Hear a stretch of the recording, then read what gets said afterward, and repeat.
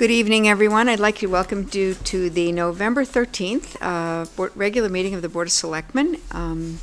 Our item 1 on the agenda, I would ask you to please all stand and do the Pledge of Allegiance.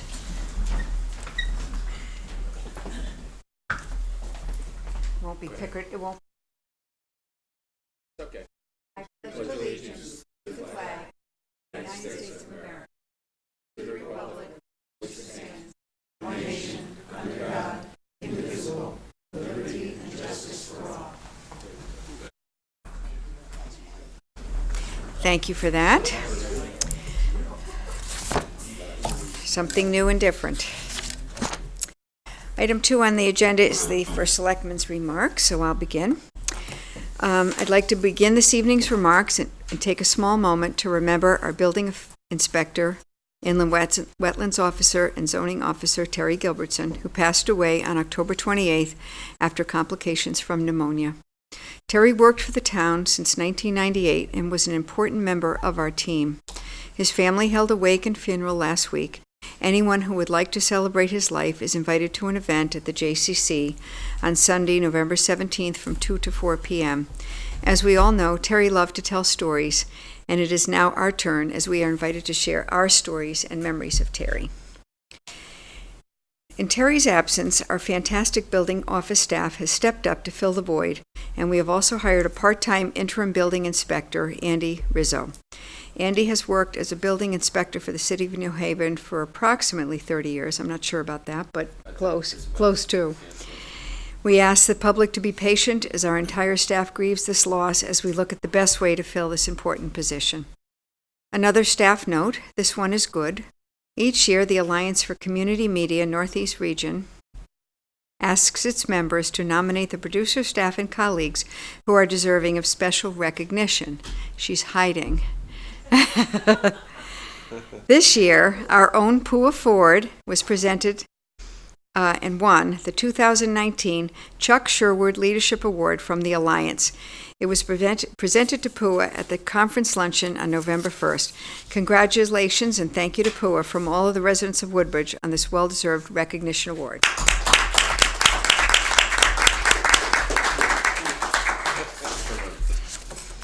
I'd like to remind everyone that the Amity referendum is scheduled for December 4th. There will be 2 questions on the ballot to bond for facilities and ground improvements. The project's total cost is $6.7 bonded over 10 years. I received good news from the Recreation Department last week. They will be buying a removable ice skating rink, and it will be installed during the winter at the Center Road tennis courts. They are also talking about holding a hot chocolate event at the skating rink. And more good news. The State Department of Transportation contacted us last week about the installation of a crosswalk and pedestrian signal at the intersection of Route 69 and Bradley Road. This is a result of a road safety study audit that the town conducted a few years ago, which documented issues to make the business district more pedestrian-friendly. Our Public Works Director, Warren Connors, will follow up with the DOT regarding several questions and requests to make the project work well for our residents and our visitors who frequent that area. We are hopeful that this will make the area safer. At last month's meeting, we all received the Budget Task Force report. The report recommended creating and charging 2 ad hoc task forces, one for the creation of a community services department for the town of Woodbridge, and one to improve the performance and physical layout of dispatch functions. In the coming months, I will be announcing the membership of these groups and their charge. As the boards of Selectmen and Finance approach the upcoming budget preparation season, it would be very important to receive recommendations from both these groups on both these identified opportunities for improving our town services. As you all remember, we had a terrible fire at the old firehouse in 2006. The current work at this building is going well, and should be completed within budget and on time. As a reminder to the board, the current renovations are funded through a $500,000 Small Town Economic Assistance Program, also known as STEEP grant. The work and the funding must be completed by December 31st of this year. If you need an update on the specifics of the project, Tony will be more than happy to review further details. With that in mind, I believe it is finally time to review and decide uses for this building. We need to know how the building will be used before we can have an architect develop drawings, then get a cost estimate, and eventually propose funding. Ideally, these steps should be done before the Amity Transition Program agreed to use the second floor and hopefully pay the town rent for use of that area. All of this is clearly time-sensitive for both the town and the transition program. It is possible, all of this is clearly time-sensitive for both the town and transition program. It is possible that the projected number of students in this program might be growing substantially in the near future. Currently, the school district rents space off campus for this program. I invite the members of the Board of Selectmen to think about how the town should use the building. There have been several committees that have looked at this in the past, and in your packet is a summary of those reports. We will not discuss this tonight, but please have your ideas ready for our next meeting, so we might take definitive action on use to move this project to final completion. From 2006 to 2019, I think it's time to do so.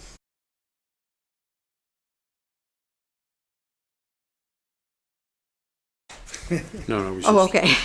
I thought you had a comment. No. Okay. Sorry. Later on in the meeting, our counsel for the former Country Club of Woodbridge negotiations, David Groggins, will update the board in executive session about the progress of the contract negotiations related to the sale of the former Country Club. At last month's meeting, a question came up from the audience regarding the mowing that was done at the property, specifically asking if it was indeed done. I can assure you that the boards voted for it, and the town spent $11,600 and had the property mowed and cut down approximately 35 trees. One last interesting note. As I was reviewing all the documents that have been created since 2009 regarding the former Country Club property, I came across the 2015 Plan of Conservation and Development chapter on housing and demographics.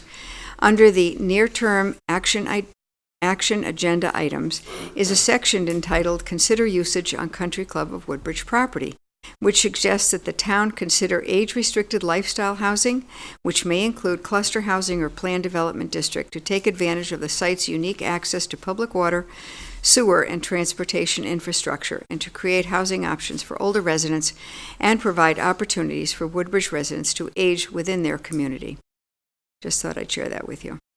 On Friday, October 18th, I was part of a moving ceremony at Town Hall to rename part of Route 63 in memory of Woodbridge resident Private First Class Eric Daniel Safreen, who was killed in combat by an IED when he was just 20 years old, 16 days before he was due home from his deployment.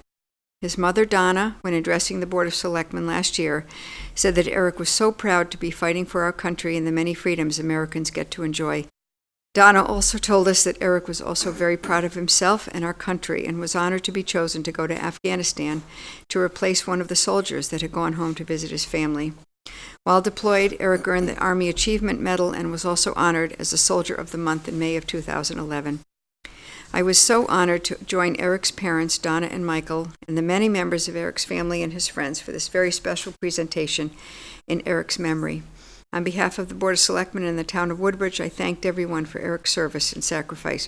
We will never forget Eric Daniel Safreen. That evening, Alan, that's my husband, and I attended the art reception and steel drum band concert at the First Church of Christ as part of their arts festival weekend. It was fabulous. They'll be back next year if anybody wants to go. I'd highly recommend it. On Saturday, the 19th, I attended a tree planting at the Fitzgerald Field. This fall, the Connecticut Tree Protective Association's plans to plant a white oak tree in all 169 Connecticut cities and towns in honor of the 100th anniversary of the state's arborist law, which requires that arborists are licensed.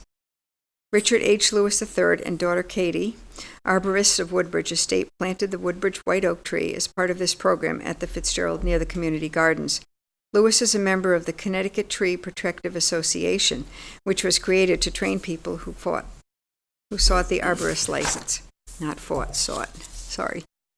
At the October 23rd SCROG meeting, Jimmy Tickey from Lieutenant Governor Susan Beiswitz's office updated the mayors and first selectmen about the 2020 federal census. I have invited Jimmy to come to our December Board of Selectmen meeting to update all of you and the public on this very important upcoming matter. Also on the 23rd, I attended a ribbon cutting for a new business in town, Rise and Grind Nutrition. It's a healthy smoothie shop, and it's in the same plaza as Katz's Deli. On Saturday, October 26th, I visited the Progressions Salon's annual Pampered in Pink event, where they raise money for breast cancer research by offering salon services for a donation. On November 1st, I was unable to attend the rescheduled WVFA annual Truck or Treat event at the firehouse, but I understand, as always, it was a huge success. On Sunday, November 3rd, I attended the fire department's pancake breakfast fundraiser. Thank you for that. Sorry. Pancake breakfast fundraiser for the Esposito family. Again, the WVFA stepped up to help a former member's family member with costs related to retrofitting their home with handicapped improvements following a very tragic accident. On November 6th, I attended the monthly department head meeting and also had my monthly meetings with Police Chief Frank Cappiello and Amity Superintendent Dr. Jennifer Byers. Lastly, on Monday, I attended the Beecher Road School Veterans Day ceremony and the town ceremony. Dwight was at both of them, thank you, which is organized year after year by Dr. Barry Josephs. Thank you to Barry. Both were very well done and moving, I'm sure you can agree. And now we move on to number 3, discussion and action is appropriate regarding the Amity Woodbridge Historical Society Koan Farms. I have an intro. You have in your packets copies of every mail and letter received in my office over the past few weeks regarding the Amity Woodbridge Historical Society Koan Farms issue. Several other letters were received in the past day or so, and we sent those out this morning. Letters received this afternoon are at your places. I will ask Jerry to give us an update on the discussions to date, but first let me say that I am adamant that I want the Historical Society to continue operating the Thomas Darling House Museum, which includes their beautiful and historic collection. The Society's collection is important, and it was wonderful that we have Thomas Darling's items inside Thomas Darling's home. The events hosted by the Historical Society during the year are also so well done, well attended, and very appreciated. No one wants to see that end. I also believe that it is important to continue to have farming at the property. It is unrealistic, unfair, and unjust to require the farmer to leave his apartment at the Darling House, which has been his home for at least the past 3 or 4 years, without an alternative. He has indicated that if he cannot continue to maintain his residence, he will not be able to continue farming at the Darling House. Unlike many others who hate town property, Ethan has, through a lot of hard work and dedication, created a successful CSA for many town residents. This is a tedious, time-consuming task, and of course for any farmer, a labor of love. Reading through the recent letters, and most residents would like the Board of Selectmen to find a way to continue farming at the Darling House and to continue a caretaker living on the property. I remain committed to finding a compromise. We will continue to meet with all parties to try to achieve a satisfactory resolution. At our last meeting on November 5th of the two groups, several solutions were discussed, and Jerry will now give you an update on that. So very briefly, we had a meeting on November 5th here at the Town Hall. Representatives of the Amity Woodbridge Historical Society Board of Directors were present. Beth was present. I was present. An attorney who represents the society was also present, and we had a general discussion of how to try and resolve the conflict. We all thought, we thought that it was a very constructive and probably the most constructive meeting we had in terms of getting to some kind of a resolution. The society's attorney outlined a brief sketch of what he thought would be a reasonable proposal, and I'll just give you some minor details of what the elements of that suggestion by the society's lawyer was, and keep in mind that anything that he proposed was subject to the society's approval at a Board of Directors meeting. It was preliminary, and it was also subject to approval at the Board of Selectmen level. So we did have a beginning. It's not a final outcome by any means. It's subject to approval by both boards, and we've later found out that one of the elements, at least one of the elements, would probably not be acceptable to the society. We might have to modify that to some extent. And generally, the proposal was to provide some kind of adequate shelter and a retreat for the farmer during his daily work. And that could be accomplished by designing something in the existing barn that would provide for water, showers, a place for the farmer and his coworkers to eat during the day, have meals, rest, get out of the inclement weather.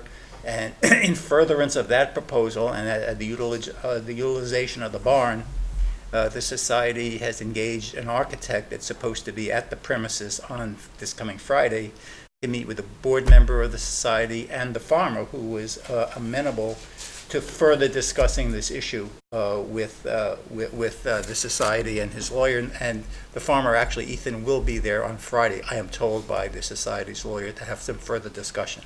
The proposal also included a possible subsidy by the society to the farmer to defray costs of living costs, so that he might be able to find suitable alternative housing for himself during the year.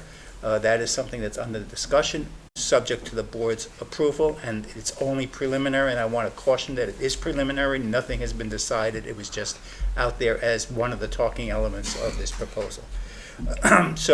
And I think there's going to be some further ongoing discussions, and hopefully we're getting a little closer to a resolution. I'm sure the society will have some comments about what I just said. So could I add that at that meeting? Yes. It was agreed that we were going to, Yes.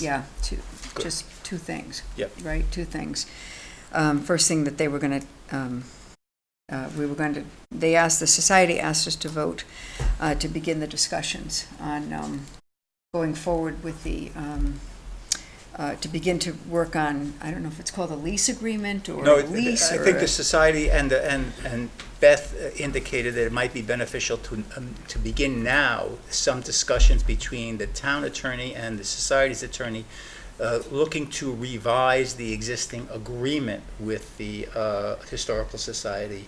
And Dwight Merriam, who was there, was agreeable. I am certainly agreeable, and it was asked that we have a motion for the board to approve, authorizing me to Right. continue those discussions. And Beth, I think, has a motion. Yeah, but first, does anyone have any questions regarding this matter or anything to discuss about this matter with, Jerry or me or anything related to that? I have a question. Sure. So you mentioned participants at that meeting. I might have missed it, but I didn't, was Ethan there? Yes. Okay, I didn't hear you say that. The farmer was there, Leland Torrance was there, several members of the Historic Society's board were there, and Dwight Merriam was there. And Beth Who was there. represents the board? Dwight Merriam. Okay. Yeah. Why was Leland Torrance there? No, it was a good question that was asked by their attorney, and he initially came up with a plan many months ago to work on. But who does Leland represent in this? Who does he represent? Well, he was Other the than building and himself. ground supervisor of the Yeah, Amity. but he's not anymore. Not anymore. He's Right, been so- deceased. Right. So what is his I reason and I purpose wanted in his input standing? on some of perhaps coming up with some ideas to bring us to. So he closure. represents the town at your request? No. Oh, no. Well, No, why was he there? just He- I wanted his input. Right, but you're the town, so you must have asked him to be there. I asked right? him So- to be there, but he so doesn't represent the town. He Well, he represents was there no to one. give the town advice, I guess. Yeah, Because you wanted. But he doesn't represent us, per se. He has. Okay, so he was there just to give you personal advice. But he had some expertise in the buildings and the and the grounds and the septic system and the sewer system. And I think Beth knew that we were talking about how can we provide some So adequate. who was he consulting to, I guess is my question. It's just a question, I just haven't gotten the right answer. His expertise is being utilized, and he By actually did. everybody? No, by the town, I Okay, guess. that's Yeah. my, Yeah. that was I my don't think question. he's. So when I said represented by the town, that's wrong, but he was consulting to the town. right? Yeah, he was giving it That's the his purpose. technical advice Right. To the town. to the town because You he's and, requesting. you and Beth. No, I not me, Beth. Beth. I yeah, guess and- me, sure. I'll take responsibility for that. Okay. Sure. Do I have anything to ask? I just Or- wanted to Whoop, ask Sandy is, does, sorry. I guess the lease, what you're gonna, It's not a lease, it's an agreement. well, an agreement that you're Right. gonna revise or you're gonna update. We're going to discuss You're gonna revision, update it. subject to the Board of Right, Selectmen's so, approval. you know, that the Historical Society will maintain somebody there, caretaker, to live in the apartment.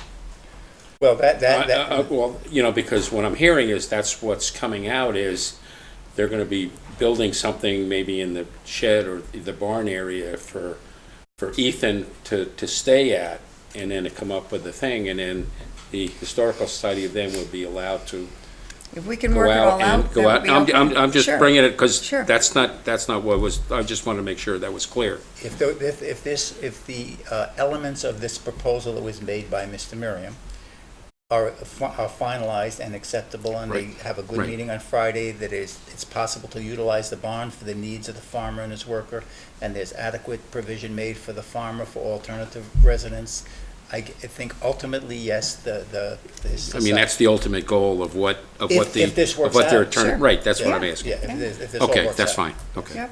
So we have a little bit of a timing issue, because he only has the right to be there through the end of the Through the end of the year. Correct. So how are we handling that? We're not sure. Okay. We'll have to see how soon it gets done.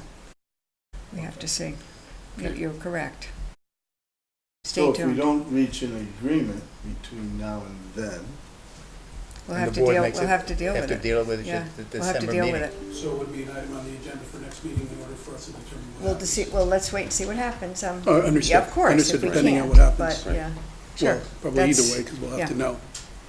Cautiously hopeful, I don't know. Okay. Okay. Sandy? I just wanted to bring up that there was a communication from the Historical Society via email to all their supporters. And the one that was sent on November 2nd asked for support for two things. One was a vote on returning the caretaker cottage to the Historical Society. The second was, and I think this is what we're really voting on this evening, a vote to direct the town attorney to work with our attorney to develop a new long-term lease agreement Right. between the Amity Woodbridge Historical Society and the town for the management of the Darling property by the Historical Society. So that's the item that we are voting on this evening? Correct. Okay. but So we that- can't really vote on that, No, Why? it's gonna because be, it's not a lease. it's not a lease. I was just gonna say, it's in a, So we can clarify that, but that's Historical what Soc- I'm just trying to point out in We read terms it, of so the I didn't know They're if that calling, was they some- wanted it some as a kind of lease. That's what That's what they they said. asked for. Joe is right, but Okay. let me Yeah. just supplement that. The society would like to have, I think, a lease going forward as opposed to an agreement, or some kind of an Right. agreement and a lease. And if we can work out some kind of an arrangement that's satisfactory to everybody and the board approves it, yes, we can enter into a lease with the society at that point in time. But it's subject to the whole settlement being arrived at and a satisfactory arrangement for the farmer, for the farmer's needs. So right now, we're dealing with a revision to the agreement. That may include entering into a new lease. Right. Jerry, just from a legal standpoint, What's the distinction between agreement and lease in this particular instance? It is almost 'Cause if I'm not mistaken, akin to when the town had, I don't want to bring up the country club, but we hired the Casper Group to run the golf course. We did not give them a lease because there were certain statutes that Connecticut has promulgated that affects landlord-tenant relationships. Being the landlord, it was to our benefit not to be controlled by those landlord-tenant statutes. And we thought that it would be better to have what we termed a management agreement with the group that was running the golf course. I was not involved with the agreement that was entered into with this historical society, but I assume some of the same thinking went into it, that as far as the It town was started in concerned. 2007, I think, right? With Is the last- country club, or with No. the 2007 it was I started, yeah. think, yeah. So somebody must I'm have not sure. had the foresight to think that we really don't want to have a landlord-tenant relationship, which would obligate the town to comply with various state statutes, and it's done very often that we thought, somebody must have thought, it wasn't me, that it would be better to have a management agreement than a lease agreement. But last time we talked about this, the society always talks about a lease. Yes. And I saw something maybe in the statute. I guess my question really is there some statutory term of art, or is there some reason that that agreement needs to be called a lease for their benefit in terms of grants and so forth? That was raised, they applied for this great to good. Right. Right. Yeah, good to great Good- grant. Good to great grant, and I think we have determined, and we were told by the society, that it wasn't, that the agreement that we had was sufficient for them to get approval for that grant, and in fact, they did get approval from the grant. Okay. And the town did consent, you voted I remember. to Right. authorize the Last week. processing of that Right. grant. Yeah, So they right. did get approved, so that wasn't, They did. that turned out not to be an impediment. Okay, so it doesn't have to be called a lease. Not for purposes of the For grant, purposes certainly of the grant, Yeah. or I don't know about any other purposes, either. but we should Right. explore that, I guess. And if I'm understanding what you're saying, if it's not called a lease, there's no necessary reason to vote? Is that what I understood, or no? No, with the society asked us to have a vote, and I I think we prepared should, a- but- but Beth has a motion. I agreed. I drafted a motion. I can which- go ahead Okay, and do the good. discussions without the vote, but if you No, want no, to no, have I a think vote, you can it's- have a No, vote. I think a I think vote it's would be important. good. Okay. They asked us and I agreed, so I'd like to do that. If I propose we do that anyway. So here's what we have. I move the Board of Selectmen authorize the town attorney to begin discussions with the Amity Woodbridge Historical Society attorney to achieve mutually acceptable revisions to the current town/Amity Woodbridge Historical Society agreement, subject to the approval of the Board of Selectmen and the Board of Directors of the Amity Woodbridge Historical Society. I'll second that. Sound okay? Yep. Everybody good with that? Any discussion on that? Okay, so I will put that in as a motion, and you seconded it. Any further discussion? All in favor? Aye. Okay, thank you. And that was the only thing we had on the agenda regarding that to vote on this evening. Okay. Sorry, look at all these letters. Okay. Thank you. Item 4 on the agenda is liaison reports. Where did I start last? Start with Joe this time. Because you weren't here last That'll month. be quick. I gotcha. Happen not to be able to make any of those. Okay, in my meeting. okay, thank you. Dwight? Couldn't go to the Human Services on 11/4, and I couldn't make the inland wetlands. I was out of town, but I did attend both Amity Board of Education meetings on October 21st and actually on Veterans Day on November 11th. The Amity Board of Ed recognized many students who are National Merit Scholar semifinalists. They had their families at a nice ceremony. It was really nice to see them being recognized. And then the other major thing is they voted on moving forward with the resolutions for the bond, for the mechanical upgrades, and also the improvement of the athletic fields. An informational meeting was held on October 29th at the high school. Again, I was not able to attend that, and as you stated earlier, the referendum is set for December 4th for both issues. They had a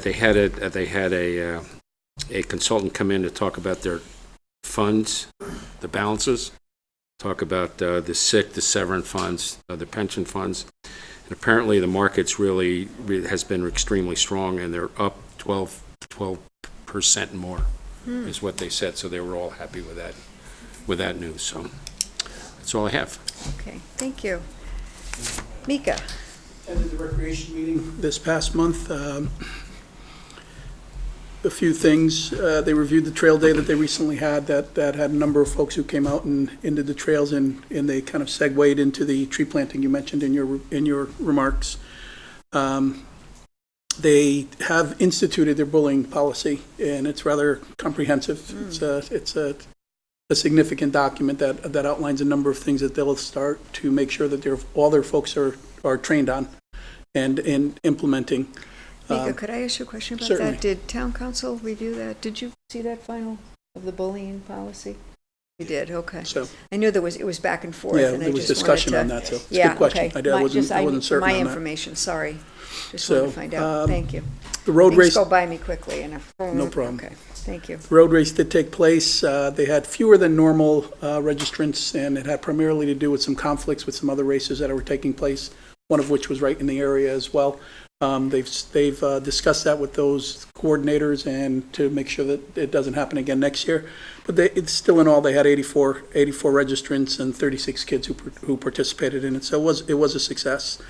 The purchase of the town trailers or the Board of Rec trailers has taken place, if I'm not mistaken, and they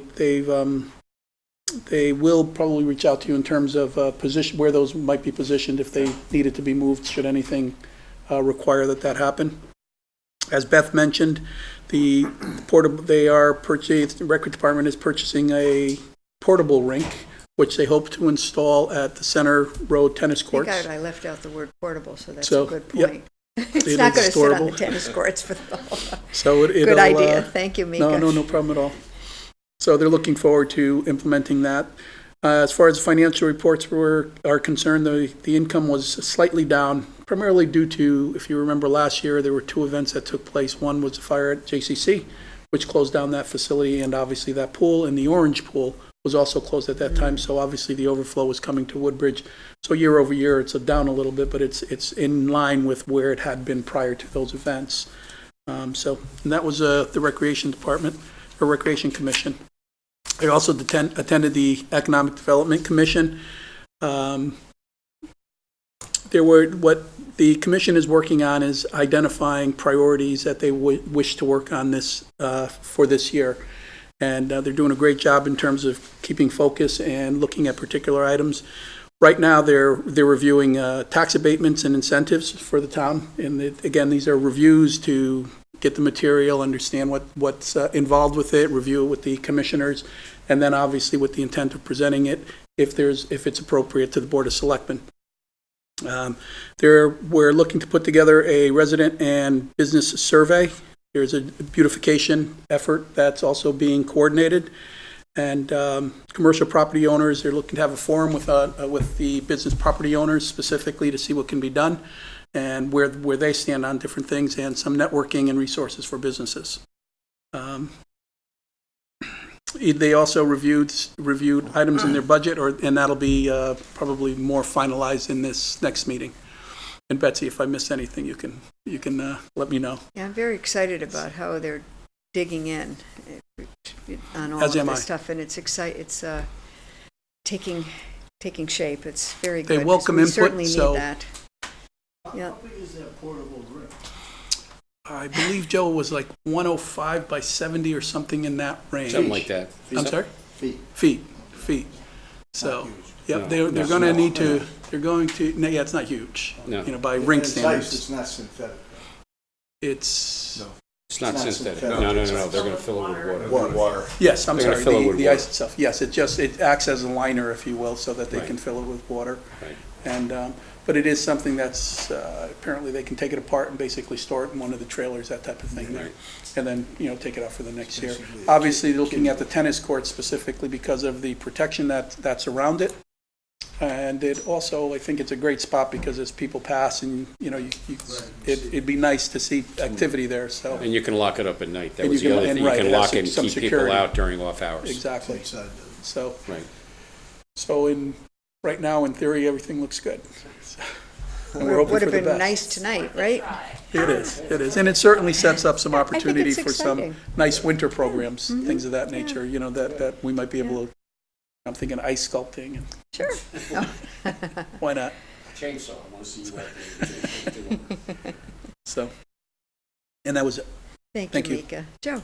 Well, thank you. I attended the Fire Commission meeting, the Planning and Zoning Commission meeting, and the Police Commissioners meeting.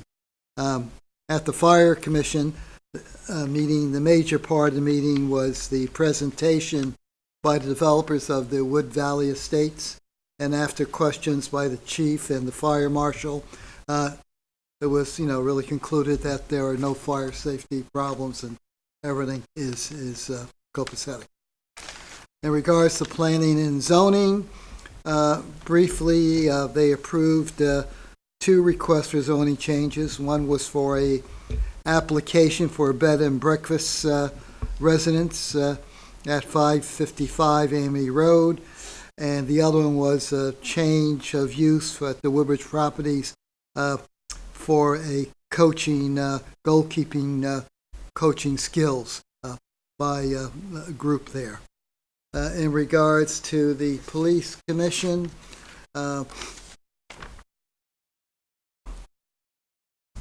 there was some concern about traffic matters. The Baldwin Road traffic study was discussed. There's a question about whether applying for a change for the mile per hour limit, should it be 30 or 35, and they are reviewing that. There was a light update on the Amity Road, Lucy Street, Bank Street DOT project.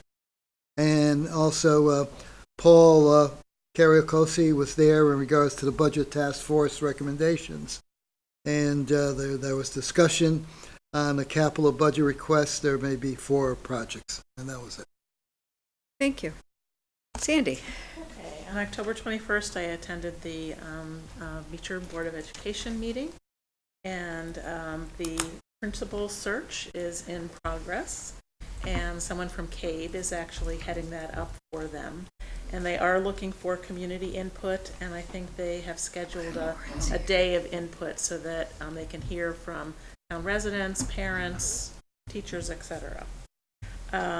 The board has their own budget task force, and Al Pulo is the head of that, and they are formulating some recommendations related to their budget submission for this coming year. They have decided to proceed with phase 2 for their HVAC program.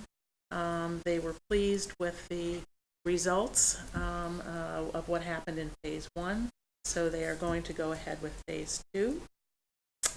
They have a newly designed website. Jim Crawford, their IT person at the school, is almost finished completing that, and they feel it will be much more user-friendly. Enrollment is basically stable. There are 842 students at the present time. That does not represent an increase over last year. And the results of the Smarter Balanced Assessment results, SBAR, were presented, where they look at progress over the years in English language arts and math, so they can kind of track how a particular grade is doing over time. There was a lot of detail presented. The board was pleased with the analysis, and the students seem to be doing quite well, even compared to other schools. One thing that I might suggest that maybe we request when we get our budget presentation from the school is that we ask them for some comparative results. There are so many tests that are given, and there are comparisons in our DIRG with the state, so that we have some understanding of kind of where we are. So perhaps once Bob Gilbert returns, we can discuss that with him, so he could incorporate that into his operating budget He actually presentation. came to the Veterans Day ceremony for Really? a couple of minutes, Oh my did a speech, goodness. and then left. But it was really nice to see him. good. Yeah, he looked great. Really good. So I think he's progressing well. That Just is great. early December, I think. Yeah. Early Yeah. December, a few Yeah, weeks. yeah, So we're almost there. That's yeah. great. He'll be wonderful. I'm very happy he's progressing. Yep. All right. Sorry to interrupt. No, but that's okay. Speaking of Bob Gilbert. And just 2 other things from that. They did share their draft of their capital budget request, and they are only going to be requesting some cybersecurity server equipment in their next year's capital budget. They are not going to include any of the major projects that were discussed when we went and took our tour. They have put those into their 6-year capital plan. And I wanted to suggest, Tony, that especially if we are going to go out to bond some money for the old firehouse, that looking at maybe what our debt service replacement is, maybe we could incorporate some of their earlier projects in that. You can certainly look at Okay, so I just want to mention that. That's not how it will be presented, but I think it's something that we can take note. And they also did decide to continue to have ESG do their measurements related to the energy savings. They felt that it was prudent to do that. Apparently, many places where this is done, the projects are fine for the first few years, and then you start not actually achieving the savings that were promised. So they want to go ahead and continue. So that was the Board of Ed, and then I attended the Library Commission meeting yesterday. And they will also have a very small capital budget they will have no capital budget request actually for next year. But they're going to submit their 6-year plan, and there will be some carpet replacement, chairs, and then potentially an elevator. But I think Eric is very attuned to the financial restrictions of the town. There are some other funds that they may be able to use to fund some of that.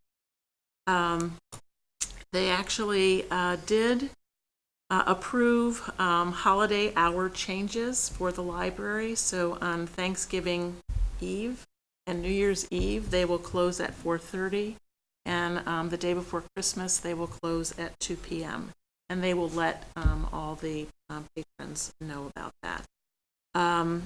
There was endorsement of getting some custom fencing for the HVAC unit that is right outside the library. I think that's going to be in the building maintenance capital budget, not in theirs.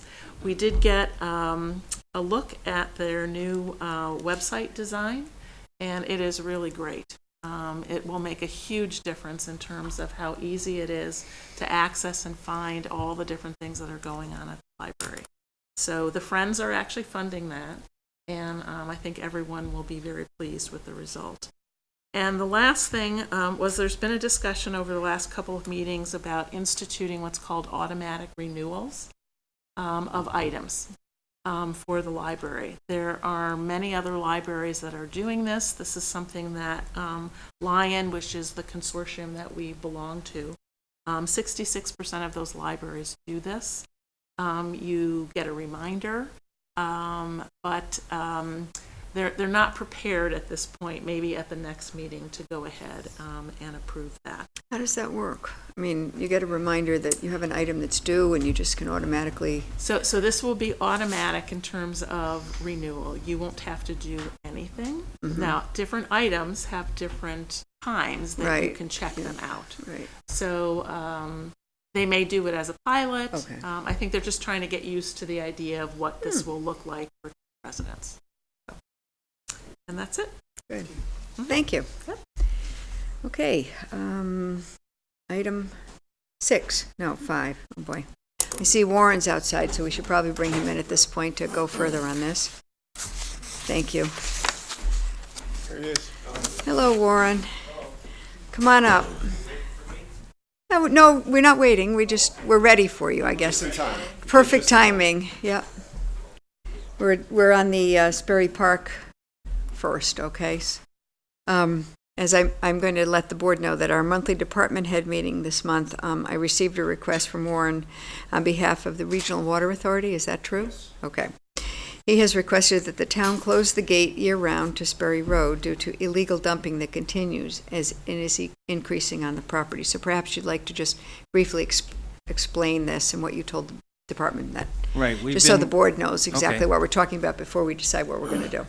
Well, from the time that we open, usually around the 15th of March and close around November 15th. That's the typical time that we try to open the gates, depending on the condition of the road. If we have, reparations to make, then there's latitude in the actual date. But what's been happening this past year, and there's a lot of people that walk their dogs or just take strolls up there, we've been getting reports of debris. And some of this debris it's heavy debris, metals, a lot of bulky items, so we have to go up with a machine to physically pick it up and take it out of there. In the park itself, we've also been getting a lot of damage with broken glass, in the I'll call it the picnic area of the park itself. So more recently, the Regional Water Authority police have been having some problems with people sleeping in their cars in the park, and they've been getting the complaints. So I was approached by the Water Authority police asking if the gates could be closed year-round with allowing pedestrian access only to go in there. And it kind of made sense to me because of the ongoing maintenance that we have to do and the debris collection. If it's problematic for the residents that visit the park or walk in there, it's problematic for us as well. And with that being said, We have keys, the police department has keys, I believe the fire department has access too, and then the water company gives logging, people that do the logging, they do tree clearance during the winter months. So they would have access as well, because it's the water company locks that are basically on the gates. So, so we're putting the request before you, Right. and, you know, I guess the rec department, because of their involvement with the park. Well, lo and behold, to discover that we have something called the Sperry Park Committee, which I don't think meets that often, if at all, but there are members on it. And my thought, I don't know how you all feel, I thought we could start with them, refer to them, and see what they think about it. And perhaps, I don't know whether it needs to go to the traffic authority and everything else, but let them begin to take a look at this, since Sure. they're supposed to oversee it. If that's a good idea with members of this board, we'll start with them and see what they think. It seems logical to me that the committee, is that a Sperry Park committee? It is the Mm-hmm. Sperry Park. Because we're really talking about shutting down the road where. The road going You in. know, Right. we're talking about shutting down that whole road. I'm not saying it's We wrong. could, well, I'm we just could do trying it to in conjunction understand. with perhaps the police traffic authority, or see what they think about Just this maybe as send well, it to or. both at the same Yeah, time. we could or certainly do something, that. Because Yep. I'm just curious, so Warren, in terms of access, aside from the official people you mentioned who might Right. use vehicles in there and have keys to it, what is the benefit or value to a resident in terms of taking their car down there? Why are people going down there with their cars? Is it a long distance? Is it, Well, what's the? it's probably the park itself is more or less in the middle of the roadway from between Bethany and Dillon Road. Okay. And the gates are we have one on the southern end that is just off the paved section, off of Dillon. And then the other one, there's a dirt road that comes in up to what was the Water Authority home on the unimproved section of Sperry Road. We put a gate there because the home needed access. And that home has been sold and it's being remodeled. So at some point, it's going to be occupied.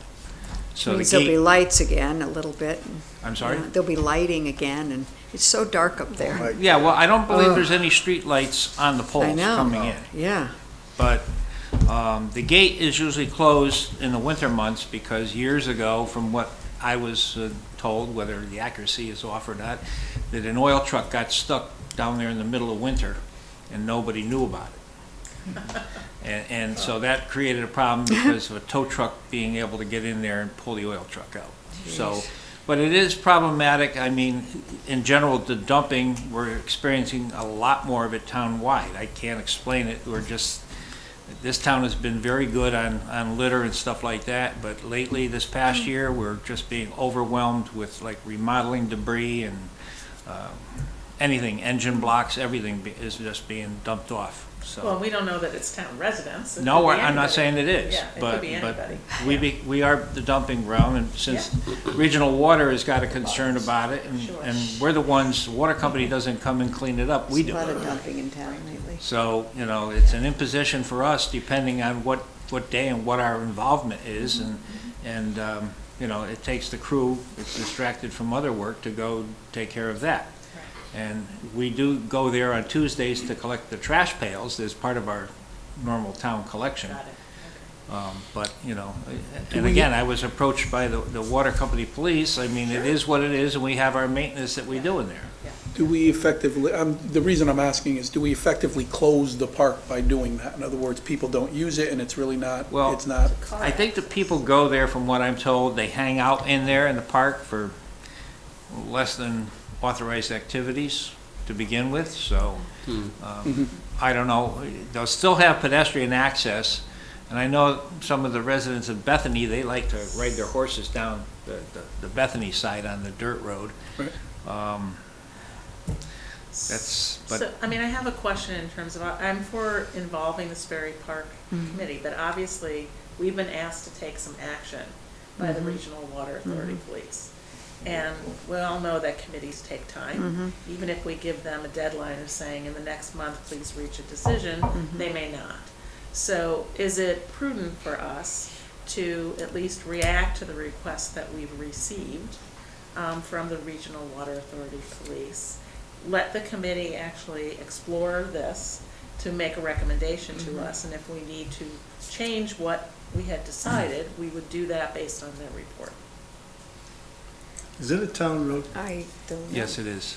It's the only unapproved road we have. Closing a only road one. without the traffic And- authority? And going south to north on the left is, I guess would be the west side, is mostly water company property, right? It's water company on both sides. Both sides. Yes, So we basically only own the road, correct. and there's that one private, well, who owns And the the park itself. Sperry House, the old Sperry House there? Well, there, Is that on the privately Dillon owned? Road side, there's like 4 houses on Yeah. that. That's Yeah, paid that's up- on the up- improved part. Right, and Jim Urbano bought the house that's on the north end. Okay. Okay. I So- think that may be prudent, but I'm concerned about, So what's the jurisdiction of? the- that's what I'm thinking. I'm concerned about closing a road without the Well, I mean, traffic authority I at will least. tell you that sensitive to- Friday Yeah. is the technical date that we're supposed to close it. It's gonna close Oh, on anyway. on Or is it gonna close 11/15, Friday so anyhow? I think I'd rather, But you're talking Yes. They're about closing talking it year between round. March Yes. and so I November. think we Well, have time. the request Yes. claim I to understand. keep it Okay. closed for vehicle access all year Yeah, and allow the pedestrians to walk in. Right. If they're gonna go strolling in there, I guess they can walk in. We have 4 or 5 months to. yeah. Yes, I didn't So, realize okay, that. I'm That's- sorry. but, Yeah, it was um, year-round beginning, I mean, But between why the, are the between, what jurisdiction do the water company police have? They police Because it's their their land? land and they police anything within their parameters, all the roads and all the properties they have How about, involvement. what land is the park on? The park is just a small section. It's probably 3/4 of the way in. I know where it is, but I Right. mean, is that Woodbridge land? That, Or the is park that water itself is company? Woodbridge. It's Woodbridge land, Yeah. a portion of that. I guess And- there's and I've never been into the actual far end of it, but I guess there's a waterfall there where Yeah, the there brook is. runs. Yeah. So, the water company's Kids jump in. police's issue is scary. what? They're dumping on their land? Well, they're being called for the people, the vagrants in the vehicles, basically. And if there's trash there, the residents that walk there on a daily basis usually call into us.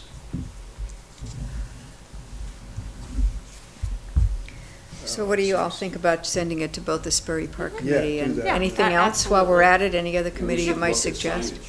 What? I don't know, we should look at also adding some specific signage. We could. Why don't we find out what their recommendations Right, are, and then right, if they but I suggest think that, that'd be signage is great. one of the There is things some that up should- there already, but The, We're looking at it. there's also a sign about the history of the park, which has Right, been the- replaced the a couple water- of times The Water because Authority people Police, steal it. and I believe you can check with Frank and see what knowledge he has. I know they were informed of the most recent incidents up there, Mm-hmm. but I don't know if they get calls from time to time that we're oblivious to Yeah. as well.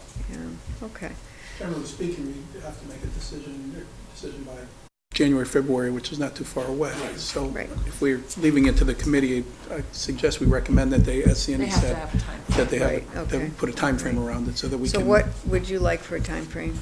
I think the January. January. Okay, so Yeah. I'll ask you to January get back to the January Board of Selectmen Yeah, meeting. they get Okay. back to us by then. So I'll make a motion that we refer this matter to both the Sperry Park Committee and the Woodbridge Traffic Authority for their opinions on, recommending this closure or not, and asking to get back to us by the January Board of Selectmen meeting. Second. Thank you. Any further discussion on that? All in favor? Aye. Okay, thank you. 5 minutes to 6, okay. Let's see, we can keep going a little bit. Next item, 6 is receive the Section 824 report regarding Amity High School improvements. What? I think we're all set. You done with me for now? Oh, I'm sorry, Oh, but yeah. don't leave. No, I won't. Okay. I'll sit over here. Now you gotta stay there the whole night with us and suffer here. No. As you recall, we were asked by the Amity Regional District to refer, I believe they asked all boards of selectmen, Orange, Bethany, and Woodbridge, to send their proposal that we're going to be voting on December 4th to our Planning and Zoning Commission, and you have in your packet a copy of their referral, which basically said they acted unanimously to approve the foregoing referral by the Board of Selectmen, subject to the recommendation that the replacement of the field lights for the stadium field being checked for adverse impacts to the neighboring properties. So, with their permission, I will forward this to the Amity District, if that's okay. All right, we'll get it out as soon as we can. Okay, thanks. What can we get done before, let's go down to, how long is your report, Betsy?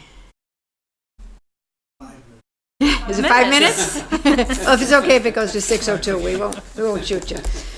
Okay, thank you. So last week I attended a Connecticut Main Street workshop. So sorry, we're moving to item 9 for those in the audience. The workshop was about creating walkability, the first steps, and I got nice handouts from the workshop. I put them all at your place. I just thought it was an interesting thing to think about. The Connecticut Main Street is really focused on healthy downtowns and making towns in Connecticut vibrant.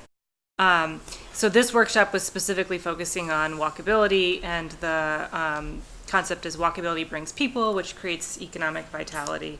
And they were really talking about how it's nice to have sidewalks, it's nice to have the infrastructure, like what the DOT is talking about, bringing in additional pedestrian walk lights for us. But their focus of this was really starting small. These other infrastructure improvements are really expensive. Zoning changes take a long time to be implemented.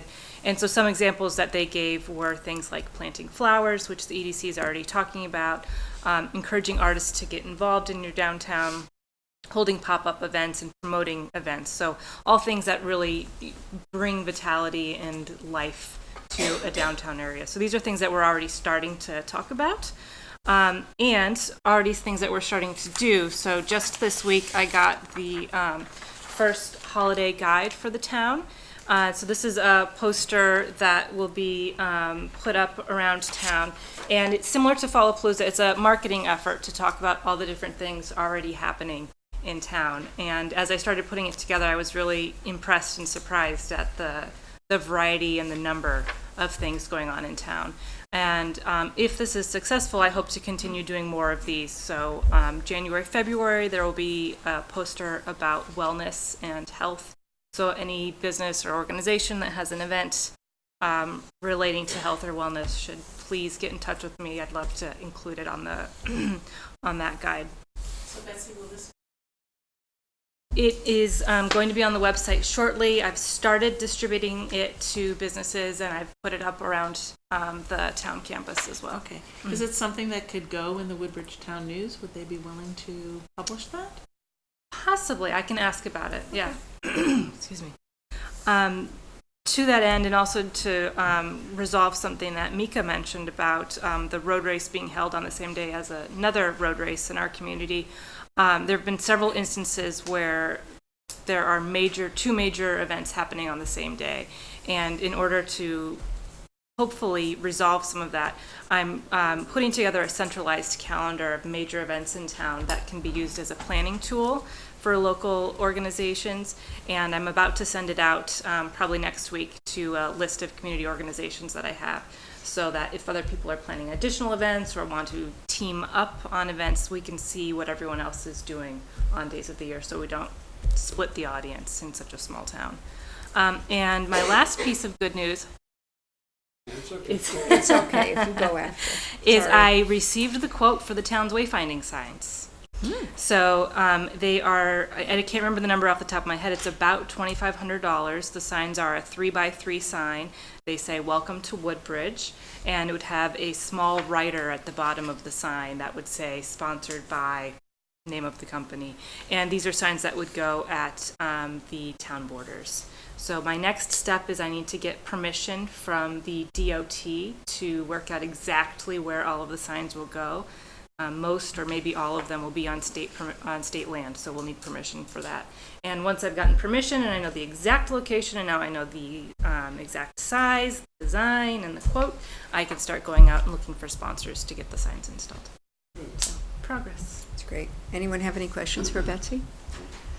Great I work. take it the Well- wayfinding signs are based on the work that Yes. was done on.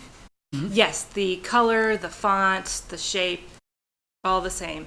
The signs will be 3 feet by 3 feet. So the original design had signs of different sizes depending on location, and for ease of purpose and sponsorship, they're all going to be the same size, 3 by 3.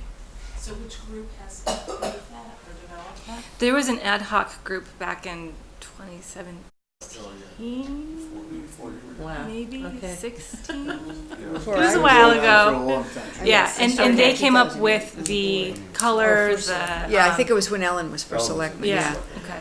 So they came up with the color, the verbiage, the rough locations of where they would all go. And I just need to work out the details on the locations with the. And there was some concern about the signs, as I recall. At one point, there was a giant sign that was going to be something like $25,000 Yeah, or there something. was. Yes. Remember that, We had a Joe? lot of that electronic. Yes, I I can recall, so you resend. can I can resend resend it. the design out to Yeah. everybody. Oh, that would Yeah. be really That would be nice. good, Thank that'd be you. good to have. Good. Yeah. Okay. Okay. Thanks, Betsy. Anything Thank else? you Okay. very much. Good. And at 6 o'clock, thank you. We'll begin public comment. Please step up, state your name and address for us, please. And as usual, I always say it, if you could try to limit it to 2 Joe, thank you. 2 minutes, I got to back up there on that. Please, thank you. 46 Orchard Road, Amity and Woodbridge Historical Society treasurer. For those not familiar with the history of the Darling House and the connection with the Amity and Woodbridge Historical Society, the society has been in operation for over 70 years with the mission of preserving and protecting the history of the town of Woodbridge. They've been managing the Darling House for the past 46 years. The society provided the funds for the restoration of the house through grants and donations when the last family member of the Thomas Darling passed on. In 1970, the society provided the $40,000 to build the museum apartment, an equivalent of $265,000 in today's dollars. We continue with maintenance and modifications of the interior each year, as well as reimbursing the town for utilities, spending hundreds of thousands of dollars. We are at the end of our cycle of restoration on the exterior of the Darling House and other buildings, as grants and funds were available to us. The house is an incredible treasure due to the land and barns and other buildings, as well as the beauty of the house. Inside there is original wood and fine workmanship in the construction. We have historic items from Thomas Darling when he resided there in the 1700s, and items from Woodbridge businesses from long ago. The historic value is inestimable, and third graders from Beecher Road tour every year. Anyone who has viewed historic homes in Connecticut or elsewhere appreciate what a treasure we have. You would have to travel quite a distance to equal what is available to the town of Woodbridge residents.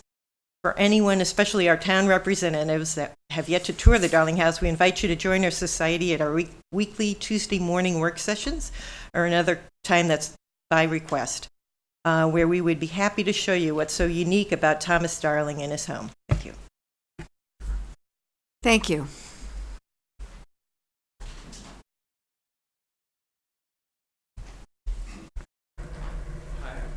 Alan Sullivan. Hi, Alan. Mulberry Road. I think I spoke to all of the selectmen via phone or in person over the summer, and with you, Beth, and with you, Jerry. I spoke to you about hoping there would be a compromise with the Historical Society. And my main point was that I hope the town continues to place emphasis on the concept of volunteerism in town, because not just the Historical Society, but the Friends of the Library are the volunteer firemen, are volunteers, and they're effectively the lifeblood of the community, the commissions as well. Do I think that the volunteer societies are more important than farming? Well, no. I hope we can accommodate farming in the community as well. But if I have to choose between the two, between a volunteer association and a subsidized farm, I'm going to choose and would recommend that the selectmen support the volunteer organizations. They're critical for the community, and not just Woodbridge, but any community. The analogy might be to the Historical Society might be the volunteer firemen. I may not like the additions to the fire department physically, but I respect the contributions of the firemen, and I respect the decisions of the town to support the firemen.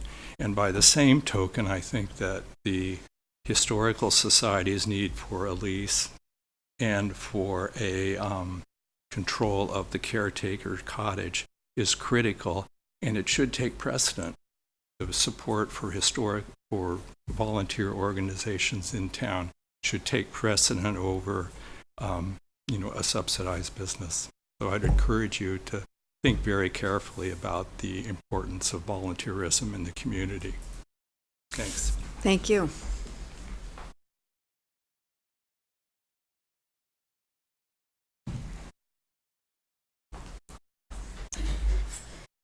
Lexi Belpron, 478 Main Street, Portland, president of the Amity and Woodbridge Historical Society.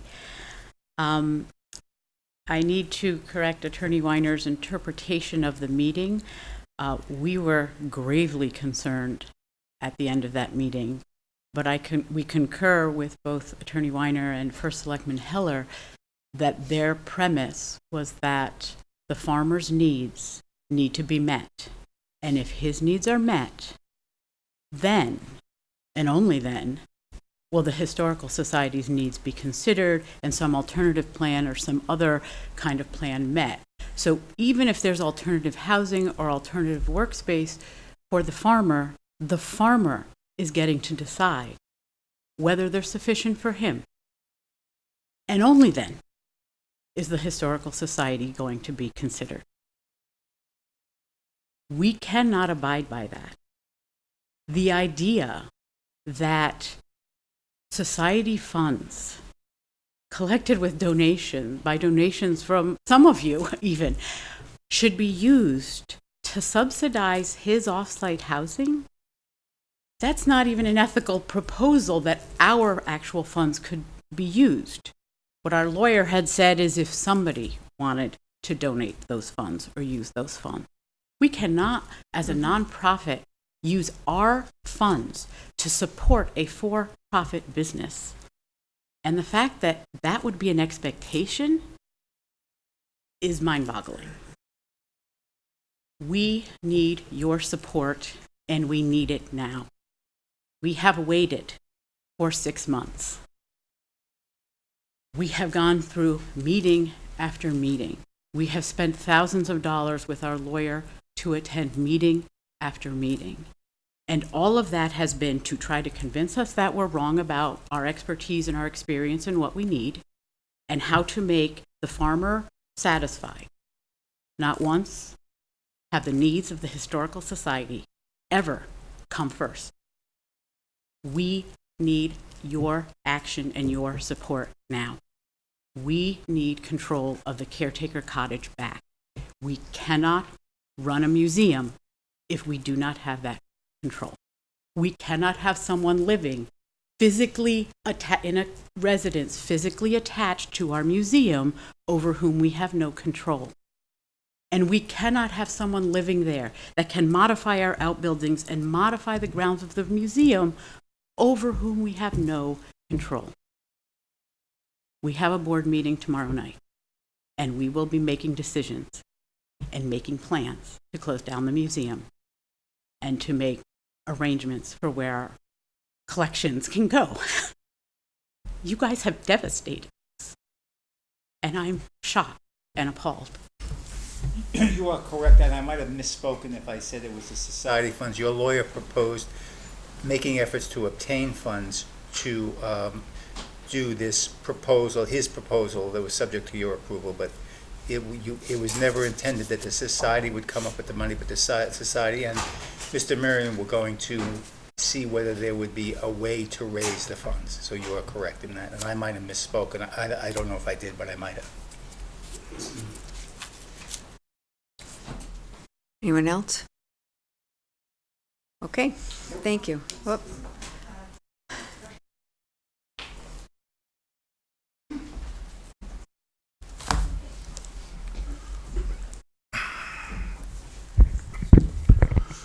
David Lober, 35 35 Wappawag Road. At last month's meeting, something came up that I objected to. It was a vote on a fact sheet to be put out regarding the Country Club of Woodbridge. I objected to the vote because it was not noticed, it was not on the agenda, nor was it added to the agenda in an appropriate fashion. I was told by the town attorney that I was wrong when I said it was an illegal vote, and he put down my point of order. I did a little follow-up. I called Hartford. I spoke to the Freedom of Information officer up there, Tom Hennick, and he said, indeed, I was correct. It was an improper vote. It was not noticed, and it was not added as required. However, it's a moot point because it would take 6 months for that to come up for a claim, which he said I had, and it would not affect the outcome at all. I hope our town attorney understands the law better than he does procedure. But that's really not my point. My point here is to talk about the town government and the people who advise the town government to act in the best interest of the town. And I brought this up before. And there are a number of things here which I find disturbing, and I think that the thoughtful people of Woodbridge will also find disturbing when they listen to this. I'll go back to the original purchase of the Country Club of Woodbridge. After the amount was negotiated for the sale, approximately $833,000 was added in the negotiation, and that was to make the stockholders or the shareholders of the Country Club whole. That was added by our existing town attorney. $800,000 over 20 years comes out to about $50,000 a year, an additional cost that was burdened onto the town taxpayers. Second, we had a construction at Luciani Street that went nowhere. It was an impossible, unbuildable lot. It was allowed to be built upon. Eventually, the builder had to withdraw. He left the lot destroyed. Rather than pursue making the builder restore that lot to some reasonable fashion, it was decided not to do that. A fence was put up, and the piles of rubble were covered with a tarp. That was not in the best interest of the town. When Eversource clear-cut their right-of-way, and they took down trees on private property, and the neighborhood had a meeting and invited town attorney and his first selectman there, and asked him to intervene. He said it was not his authority to do that. He had no ability to do that, and he was reminded that when the property values in that neighborhood dropped, the taxes collected would drop, and therefore it was in the interest of the town to intervene. Nevertheless, they hired an attorney. When Brian St. Pierre came to us with his first proposal for the country club development, he included golf. The second time he came, he said there was no golf. We asked him why. He said it was told to him that we shouldn't have golf. It was told to him with the meeting with Beth Heller and the town attorney. David, Brian has since corrected that. He misspoke when he. Exactly. I am absolutely, and I asked him to come to another meeting, and he said he would. Okay, and well, I have explain more. that. We can let that one untrue. go. I did not tell him not to do golf. And neither did I, and it's so- untrue, and he has told me that meeting I asked was him, never happened. and I will have him come at the next meeting and tell everyone the truth. So he made that up? I don't know. No, It's up to somebody him. might have interpreted from something he said. He Yeah. never made that up. Somebody took what he said and interpreted it to be that fact. Okay. And it is not true. But the most important thing here is the Darling House. For 40-some-odd years, there's been an arrangement with a caretaker in the apartment who actually takes care of the Darling House, who goes through it every day, who mows the grass, trims the trees, informs the town if things need to be done. What has changed here? We have a tenant here who now has a farm, who does not have enough time to do his custodial duties. Leland Torrance has been going there and doing custodial duties. His mother has been going there doing custodial duties. And now The Woodbridge Historical Society has had to hire someone to cut the grass, and they have to go through that building every day to make sure it's secure. That's not why you have a caretaker there. Caretaker should be doing that. So what's going on here? I mean, now we have this idea that we're going to spend town money to renovate the barn, to subsidize an already subsidized business. No, we're not No, it's spending not town true. We're money. not spending Not town money? No, Who's going to absolutely do not. that? Who's going No. to spend that money? Are you going to spend that The money? society's attorney said that he and the society would make arrangements to see if there was private money available to make the barn adequate for the caretaker's needs. Why? And we specifically said that the town would, under no circumstances, recommend, Beth would not recommend to the Board of Selectmen that 1 penny be spent for those expenses. Why should we be doing that? Why should who be doing it? Why should we be doing that? Why? We who? We who? Why should we take up a collection for this farmer? No, we're not going to do We're it. not It's a taking up society a because collection. it's a Why way should to, the society be doing that? without getting into a discussion with you, it's a way to compromise the resolution of the dispute. don't Both want to- sides Let's- give a let's- little. Okay. Let's cut to the chase. The only reason that we're here is because the farmer, formerly the caretaker, has a close relationship with Leland Torrance. Leland Torrance has a close relationship with Beth Heller. And he is the glue that holds this web together. And that's why when questions were asked today, we saw people kind of looking for words and trying to figure out what was going on and come up with this ridiculous compromise where we have a tenant who you claim is paying market rate, although you said you would have to, let's see what I have here. You would have to subsidize him if he lives somewhere else, so clearly he's not paying a market rate. It costs between $7,500 and $15,000 a year in expenses from the Historical Society to run that Darling House. $1,000 a month just about covers those expenses. What's happening here, this is a personal favor to Leland Torrance, and the town is being dragged into it, and the Historical Society is being brutalized in it, and I think it's wrong, and I think it's not in the best interest of the town, and I think thoughtful people listening to this and examining the facts will agree. Mr. Lober, one thing. Dr. It is Lober. not the town's proposal. This was the attorney for the Historical Society, Dwight Merriam, who made that proposal in a meeting on November 5th. It was their proposal. I said at the beginning, it is subject to the Board of Directors of the Society and subject to the Board of Selectmen's approval. It is merely a proposal. The town did not think of it. The town was not in any way part of that proposal. It came from Dwight Merriam on his own without any prior discussions with anyone. It was his proposal that is being considered. If the society doesn't want it, they have to say they don't want it, and that's the end of that proposal.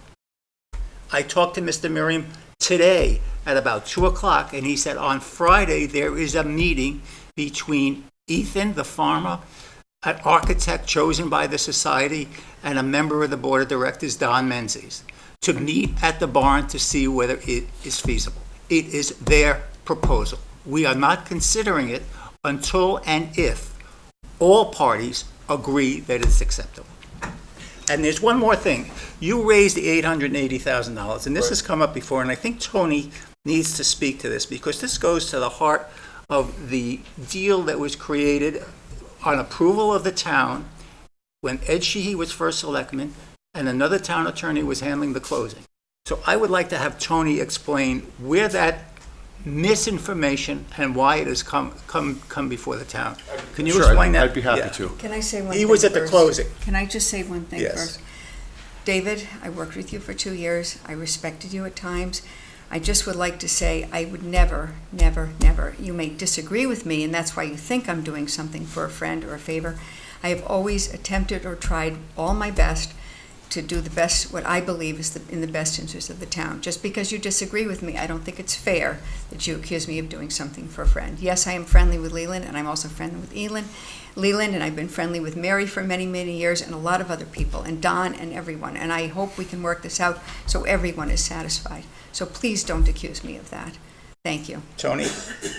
So the town received approval to purchase the country club for $6.9 million. And there are closing documents that outline all of this that I'm going to tell you. So And the authorization for $6.9 million was to simply purchase the country club.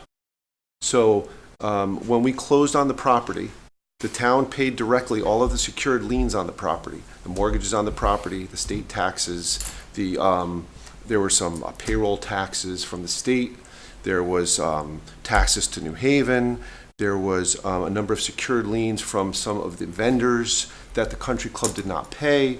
We paid all of those directly.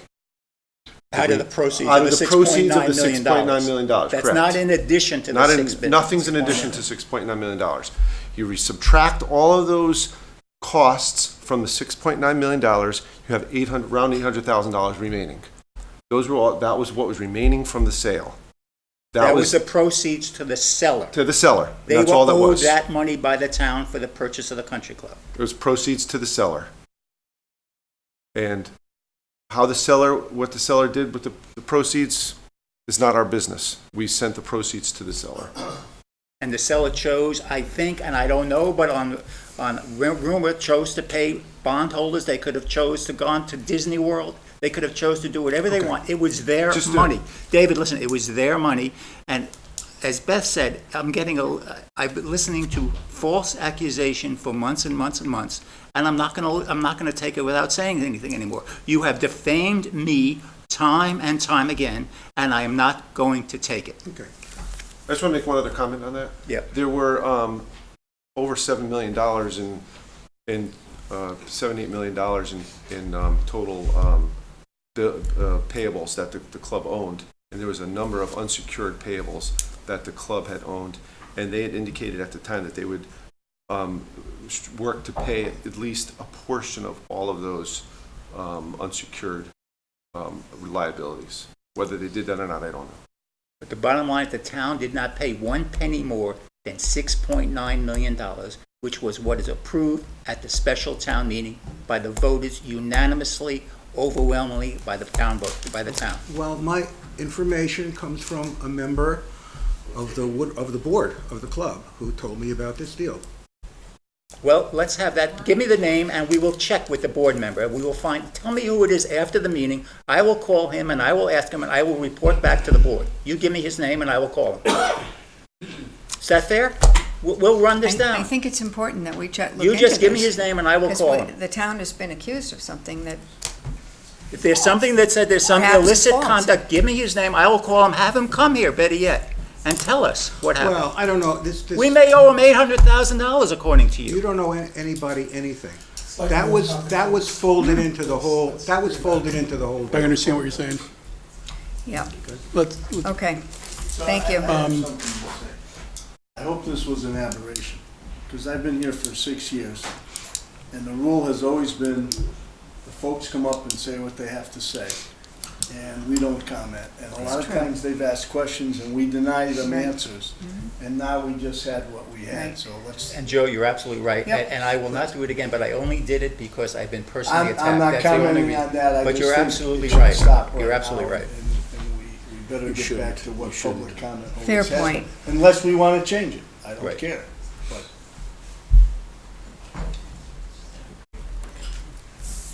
Mayor Dean, 8 Mulberry Road. Something David just said reminded me of something that I feel very strongly about and I wanted to express. It is very important, I'm speaking, of course, of the Historical Society issue. It is very important for everyone to make the decisions that are best for the town.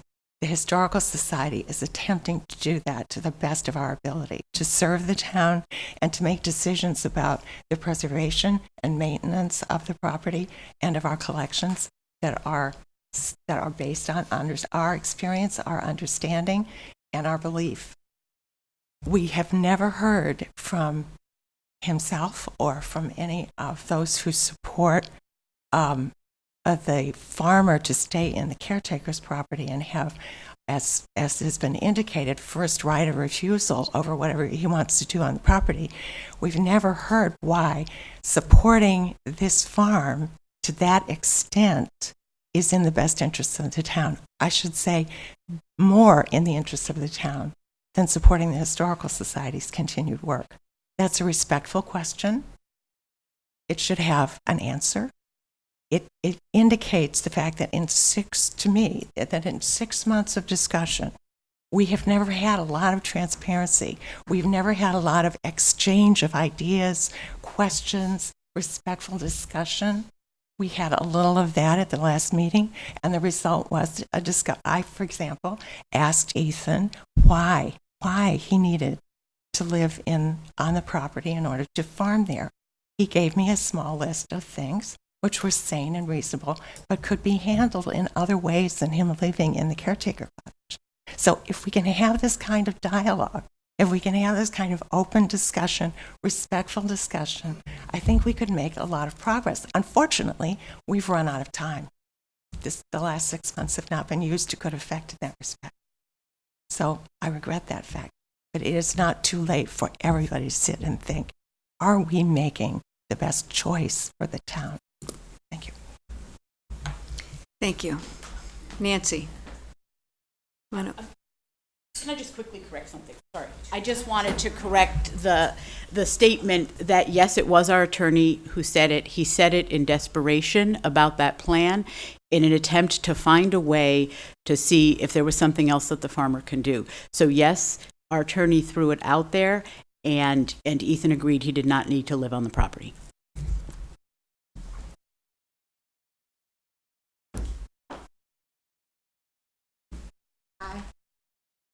It's a hard act to follow. Nancy Silverstein, 29 Fairgrounds Road. I don't have a particular vested interest in either side, but I would ask you, as in the theme of people who spoke before, to try to make the most well-rounded, best decision for as many people representing as many viewpoints as possible. I find it difficult to understand how it seems that people are viewing this as each side is, or each decision is mutually exclusive. I have a hard time understanding why this can't find a wonderful resolution for all parties. And when I say all parties, I mean the citizens of Woodbridge also. I've had to go for medical purposes 2 and 3 times a week to Cheshire. And I've chosen over this year to come down Litchfield Turnpike to go home, specifically to watch the progress of the farm. And it's been a pleasure watching it unfold. I don't know the details of what has gone on between the society, and I love the Darling House. My kids went there. They loved it. It's an asset to the town. But I believe the farm also is an asset to the town. It's an asset to bring farming back to what was originally a farming community. It's an asset to the town to have a young person want to move to this town. And I'm now in real estate, so I know that that's an unusual thing these days, to have a young person want to become a member of Woodbridge and a productive member, and be that as it may, that it is, I guess, a profit-making business for him, although I can't see, knowing what goes into growing fresh produce, that it's that much of a profit. But it's a wonderful, positive thing, and I hope everybody can find a solution that is mutually satisfactory. Because I do think the Darling House is positive, and I think the farm has brought a lot back to that site. Thank you. Thank you.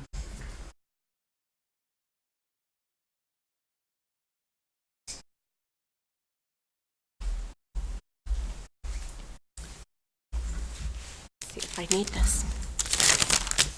Hi, Rebecca Harlow, 1112 Johnson Road. So we've had a lot of discussion today about compromise and figuring out how the Historical Society can coexist with the farm, and that these are both assets to the community. And I don't think that anybody on our board would deny that a farm is an asset to a community, but what we're talking about here is trying to find a compromise so that two separate entities with completely different interests can have control over the same 3 acres of property on a 150-acre estate. And I just can't understand. The Historical Society can't move elsewhere. We have a house, that's where we exist, that's our museum. There are 150 acres to farm, and we're fighting over 3.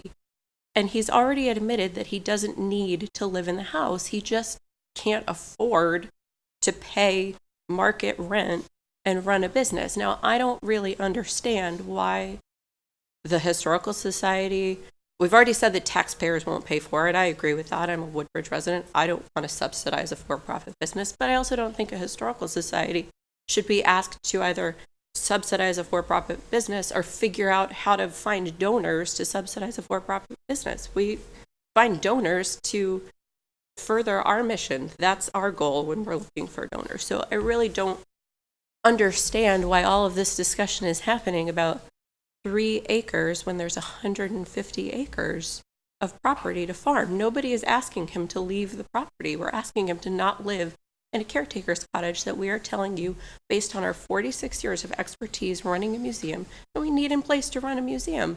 We have 15 board members who are all selected to serve as volunteers on our board. We all bring unique experiences and expertise.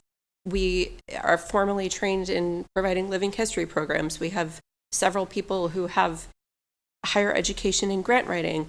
We have experts in American decorative arts, historic preservation. We have 2 professionally trained archivists who are volunteers. And just so you know, it's really uncommon to have any professional archivists in an organization that's an all-volunteer organization. We pour thousands and thousands of hours of our time into providing a museum, maintaining our collections, and offering free programs to the public. Our sole goal is to expose Woodbridge residents to their material history. And I don't understand how we're sitting in a room and we have to, over the last 6 months, continuously justify to you why we are the experts on what it takes to run a museum at the Thomas Darling House. I keep hearing that you support the Thomas Darling House and that you think it's important that those collections stay there and you want us to run a museum, but you refuse to acknowledge what our expertise and our experience is telling you we need to do that. Nobody has questioned what the farmer, who is great, Ethan's a great farmer. We like Ethan. It's fine, continue farming. He's been a farmer for 4 years. He's under 30, and he's very accomplished for someone who's under 30. No one is questioning his 4 years of experience in running a farm as being the expert on how to run a farm. We have 15 board members, some of whom have been with this organization since the Thomas Darling House started as a museum. And for some reason, we're not the experts on how to run a museum. You know, we have people who task someone to spend an afternoon making phone calls, doing the world's most biased survey to find out what other people do to run a museum. And then you cherry pick different elements and tell us, oh, well, this museum does this thing and this museum does that thing, so you don't need what you need. I'm astounded as to why we have to keep coming here and telling you that we know how to run a museum better than a group of people who have never run a museum. And I will say one thing. I do want to say thank you for your vote tonight to work with us on a new agreement. That is a step in the right direction. And I know we've come up here and we've said a lot of things, and I do think that we need to say thank you. We appreciate that. But I want to temper that and say that,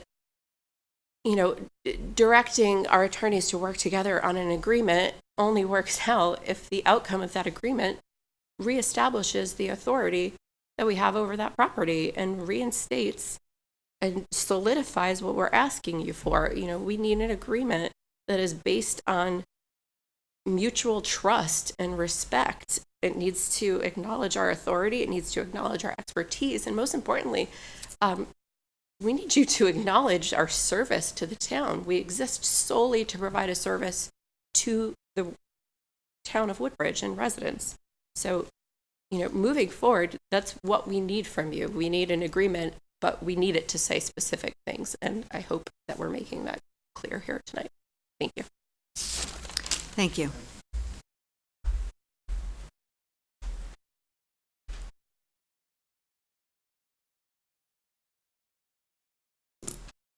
That's it? Oh, Don's. I didn't know if you were coming up or not, Don. Don Menzies, 1880 Litchfield Turnpike, former president of the Woodbridge Historical Society. Just a little altruistic note on the end of things. We firmly believe that it was Sila Bernice Baldwin's fondest hope that the town and the Historical Society would be able to work together, uninterrupted, without any glitches. I'm sure she felt that the town had the whatever it took to keep the whole property together, and that she gave the Historical Society the entire contents of her house, thinking that we would be able to take care of that. So we are a little astounded that we're here at this point fighting for that. And we do, I don't want to speak about the farmer. We've covered Ethan, and I think it should be well established that we're very much in favor of what he does. But we do wonder why it's such a sticking point. And I think it speaks to the larger issue. Mr. Day sort of approached it when he asked about Leland Torrance's responsibility in all this. And we also think that there's a larger program. Amorphous at this point, we don't know what it entails, but we feel that it's not going to be something that's in the best interest of the property. Just a gut feeling at this point, because we don't know what it entails. We are preservationists, and as Rebecca has just so eloquently put, we kind of know that business pretty well. And we, moving forward with whatever big plan may be coming up for this property, would like to be able to weigh in and be apprised of whatever is coming down the pike, so that we can have input to that. And like I say, we are preservation minded. If you take the barn across the street that has been relatively unchanged since 1770, and you alter it, once you've done that, you can't go back. We don't want to see that happen. We don't think that doesn't further our mission. And so we're asking you to please carefully consider what the future of that property will be. Thank you.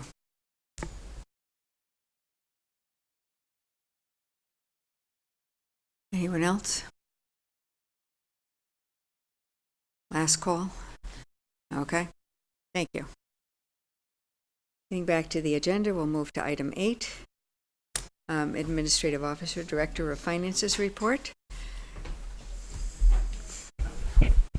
Tony, sorry. Thank you. I didn't call your name. I'm sorry.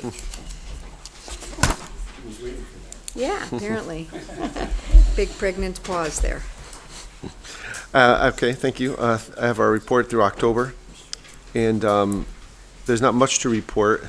There's not real any change to revenues since our to budget. The one reported surplus of $24,000 from last month from the sale of assets of the country club. There's a transfer request which to use those funds to engage a consultant to help develop a plan for the rest of the property. So you can decide on whether you think that's appropriate or not. In the Board of Selectmen, there's a $50,000 surplus there due to a possible elimination of the grants writer position for the remainder of the year. And I hope to pay the remainder of the utilities this month for the country club, and that deficit will be about $12,500, which I hope to transfer for next month. So those are some of the highlights for you. Thank you. Those guys Amity students? Okay. Just wondered, they were running around getting signatures, and I thought, okay. That was very nice. Okay. I would have introduced them if I'd known. I'm sorry. In regard to your $24,000, that needs to be voted on, I take it? Correct. And it has to be It's on later the on in agenda? the It is. package under the transfer, Yep. under Okay. funding Asked requests. and gonna get done. Yeah. Be good I to did see get that. something done Just with mention it. Yep. that property. Thank you. Okay. And we're missing my agenda. It's okay, thank you very much. Funding requests, thank you. I hit it again. Okay. So, I'll get to them as I get through all these papers.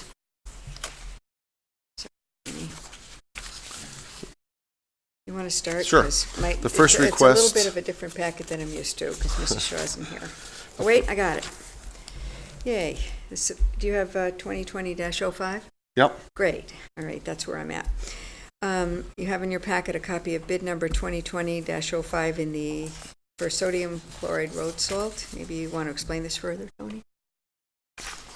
The one that's next?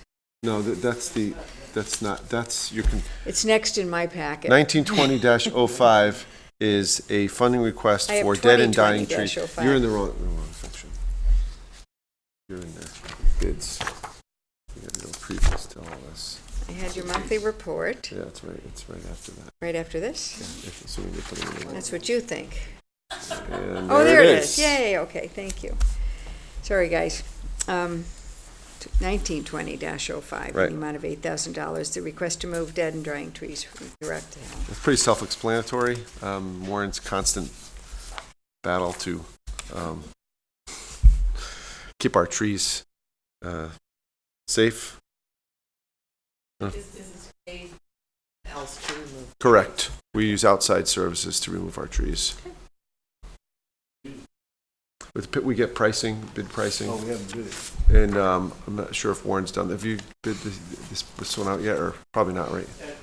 I've got full payment today, I didn't even get a chance to look at it, because I've been on vacation. Right, yeah, okay. So, but in anticipation of continuing with work, because I have a zero balance left. Right. Okay, so we're not funding a no bid or anything, we're just throwing 8,000 over there. Right. Because he's got no continue money the left for process. trees. Right. Right. I'm estimating, just. Yeah, no, I understand, I usually. I have no water with tree work. There might be more to follow. It's a lot. It's amazing. Make sure you come on my Okay. road. I'll make a motion. Thank you. Second. All right. Any further discussion? All in favor? Thank you. Next one. 1920-06? Yes. Yep. Okay, yay. Amount of $12,745. This request is to replace the voice logging recorder in the fire department. The current recorder from 2011 is out of date and no longer compatible with the fire department's computer systems. And I believe there's a memo There is from Chief. Chief Rowland Yep. regarding this matter. And the money would be going from hose replacement to fire department voice logging machine account. There's something that the chief was going to put in the budget, but because of the compatibility issue, that's something he had to do currently, right now, as opposed to waiting.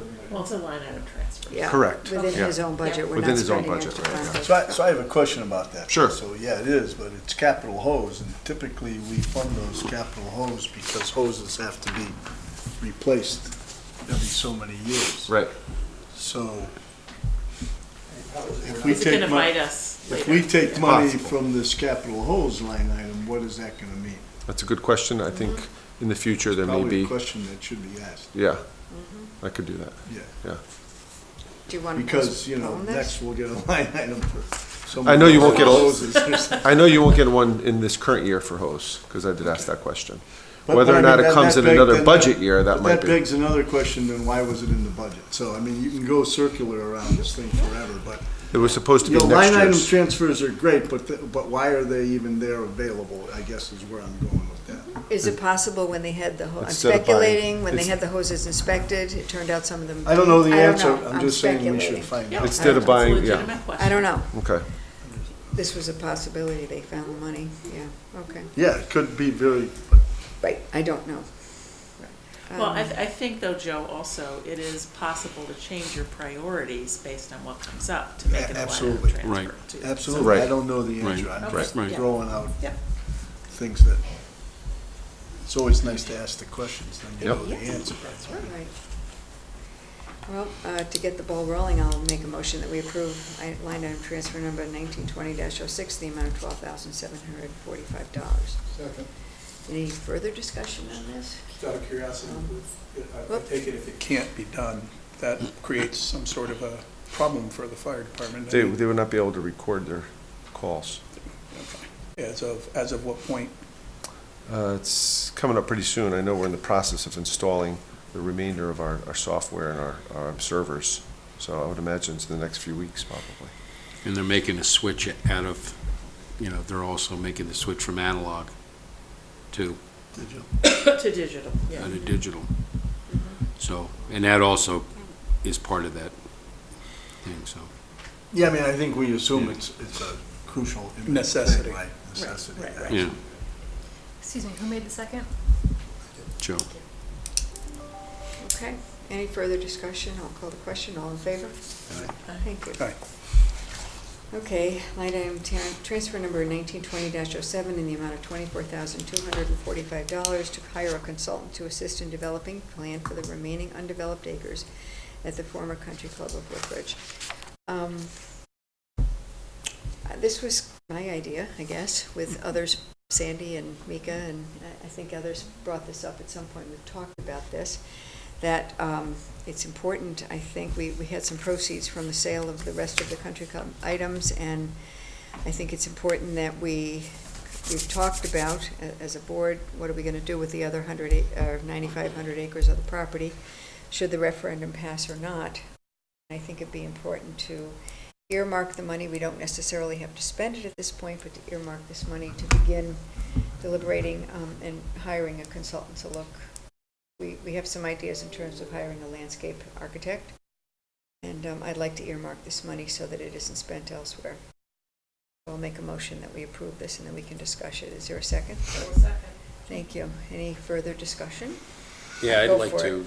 I'd like to wait until the referendum and see what happens with the referendum if it goes through. I would advocate that regardless of whether the referendum passes, Yeah. whether it's all the 150 acres or just 100 acres, we still need a plan of what to do with that property. We If it doesn't can't pass, just let it we're sit still- the way it has Yeah, but been. we're just talking about the remaining undeveloped areas. If we're just saying is, we should then put wording in here that if the referendum passes, then this would be used Well, for the this- remainder, and then if not, I think it's just the way the request is. Yeah, the intent was supposed to be purpose- for all undeveloped acres. Yeah, the Yeah. purpose says professional landscape design services for the former CCW. We Yeah. can, That's what we the can purpose change is the on the motion to land. hire a consultant to assist in Yeah. developing a plan for the undeveloped acres at the former Country Club of Woodbridge. If they become developed, Yeah, they're not included. Right. Right. And if But they at least don't- it gives us some. But I money to totally put agree aside, with, earmarked I think to- it's very important. Because as Dwight said, if it doesn't pass, we're gonna have to do something anyway, and if Right, it does pass. absolutely. I mean, that's my concern, where I Okay. think we're jumping So- a little bit way ahead on No, that, I'm- in my I'm not mind, jumping. and, My sense We've is talked about that, this for a long time. Yeah, I don't think we're about jumping ahead at all. coming up with a plan for that property regardless of whether we have a referendum or not. in my mind, it has nothing to do with, as far as I'm concerned, it has nothing to do with the development or the proposal that's on the development. I think we're overdue in making a very specific plan in terms of doing something with the property. And obviously, it's not our expertise. if it passes or if it doesn't pass. Right. Doesn't We've matter. got it Right, then. exactly. That's why And we I have just either amended option. the motion. The state that it's in, I think, can be improved. Oh, it and does need a let's- lot of work. Yeah, so and let's we need get somebody who guidance. knows about it. This will help and- us get that guidance regardless. So I, again, will amend the motion to. Is this a specific quote we got from somebody, or is this No, this is just the the- money that we've got? Right. We're just earmarking this Since it for came from the future. proceeds of the country club, it seems appropriate to perhaps Okay. use that money to Okay. decide. Get this process started. Yeah. If there So was I- more money, but I'd be all for using more, you know what I mean? And do even more than that, but that's what we received. It was from the country club. It makes perfect sense to make sure it goes into go into improving that property is my feeling. So I'm all for it, I'm just disappointed that 6 years after Tony and I recommended this in 2013. That's all I have to Took a Thank you while. for that. Takes a Okay. while, government moves slow. Especially here. All I right. was told, and it doesn't move like business, I was told too. So this is. Just a little disappointed. Thank you. All right. All right. So I'm going to amend the motion to say this request is to hire a consultant to assist in developing a plan for the undeveloped acres at the former Country Club of Woodbridge. Is there a second? I seconded it. Thank you. I'm sorry, Sandy. That's okay. Okay, thanks. Any further discussion? Okay, all in favor? Aye. Okay. Now, of course, all we really did was put money aside, right? Right, we're not spending. Because we have to, depending upon what does happen with the referendum, the nature of this consultant is It may can change. depending absolutely. upon- So I just I wanted couldn't to agree more. make sure we understand, we're just To really start to, putting money aside. yeah, but it's also to start to think more seriously about proceeding with this, what type of a group needs to be put together to Right, I'm help all for guide it. this, so I In think lieu that's of what this Woodbridge does. listens, I'm all for it, Okay. trust me. Okay. Okay. So, Okey-doke. well, is that done? No, No, my thought was, I'm just questioning is, there's no point in doing anything in terms of seeking out appropriate I don't parties think to do so. this? Not I yet. don't think so, because we don't even know what the charge will be. Well, we can investigate, I think, Joe, who's out there, what, because there are people who actually, their expertise is in park development. And so, Well, who are they? but is that what we're looking for? Because if we are, I might want to take my vote back. I think what we should be looking for is Land use. is really, who said we want to park there? Let's say the development doesn't, the referendum doesn't go through. Right. Who said we want a 155 acre park? we don't. We don't. Right, we might it's a want it's some, we one might want to, we possibility. might want to hire a consultant who has repurposed golf courses to come in and tell us what our options are and what. Which may include a park or other. Which may include a park and may I'm not, it okay may with that. include a lot of I'm different okay with things, that. so I Yeah, mean, right. Okay, Okay. just one guy's All right. thought. thank you. All good on that now? Okay, sorry. Thanks. Okay, moving on to tax refunds. This is hopefully very quick. You have in your packet a copy of a report from our tax collector, and there were this month, no personal property refunds, no real estate refunds, only motor vehicle refunds, and I will make a motion that we approve them in the amount of $5,985.89. Is there a second? Second. Any discussion on this? All in favor? Yeah. Aye. Okay. Thanks. We have some bids to award. Am I in the right section still, Tony? Okay. Good. All right. Bid award number 2020-05, sodium fluoride road salt. Did you get, There's did a you do memo. the transfer station first? Transfer station. You went by it. You did? Yep. Yeah, the refuse container. Couple pages back. hauler services. Sheesh. There we go. Yep. Okay. Pardon me. That's it. No? One more. Okay. There you go. This is it. Okay. Sorry, guys. In your packet, you have a copy of the multi-year refuse container hauler services bid, and requesting the transfer station container hauler services bid be awarded to the lowest bid, Enviro Bridgeport. There's a chart in your packet, and I'll let Tony, Warren's here in case we have any questions. Thank you, Right. Warren. And We Tony, anything? So we went out to bid, we received 4 responses. If you go under the assumption that we're gonna have one hauler, the low bid is Enviro at $140,133. Enviro does hauling from other transfer stations, correct, Warren? Yeah.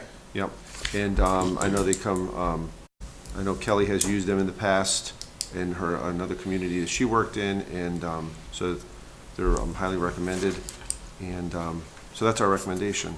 You know, you could discuss splitting the bid, but in our experience, it makes the most sense to use one hauler because of coordination and. Sure.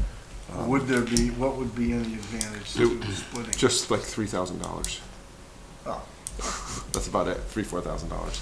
So it makes sense to us to split the bid. Is that compared to what we pay now? I would say it's some of them are actually lower, some of them are a little higher. No, in terms of the overall number? Oh, it's pretty close, yeah.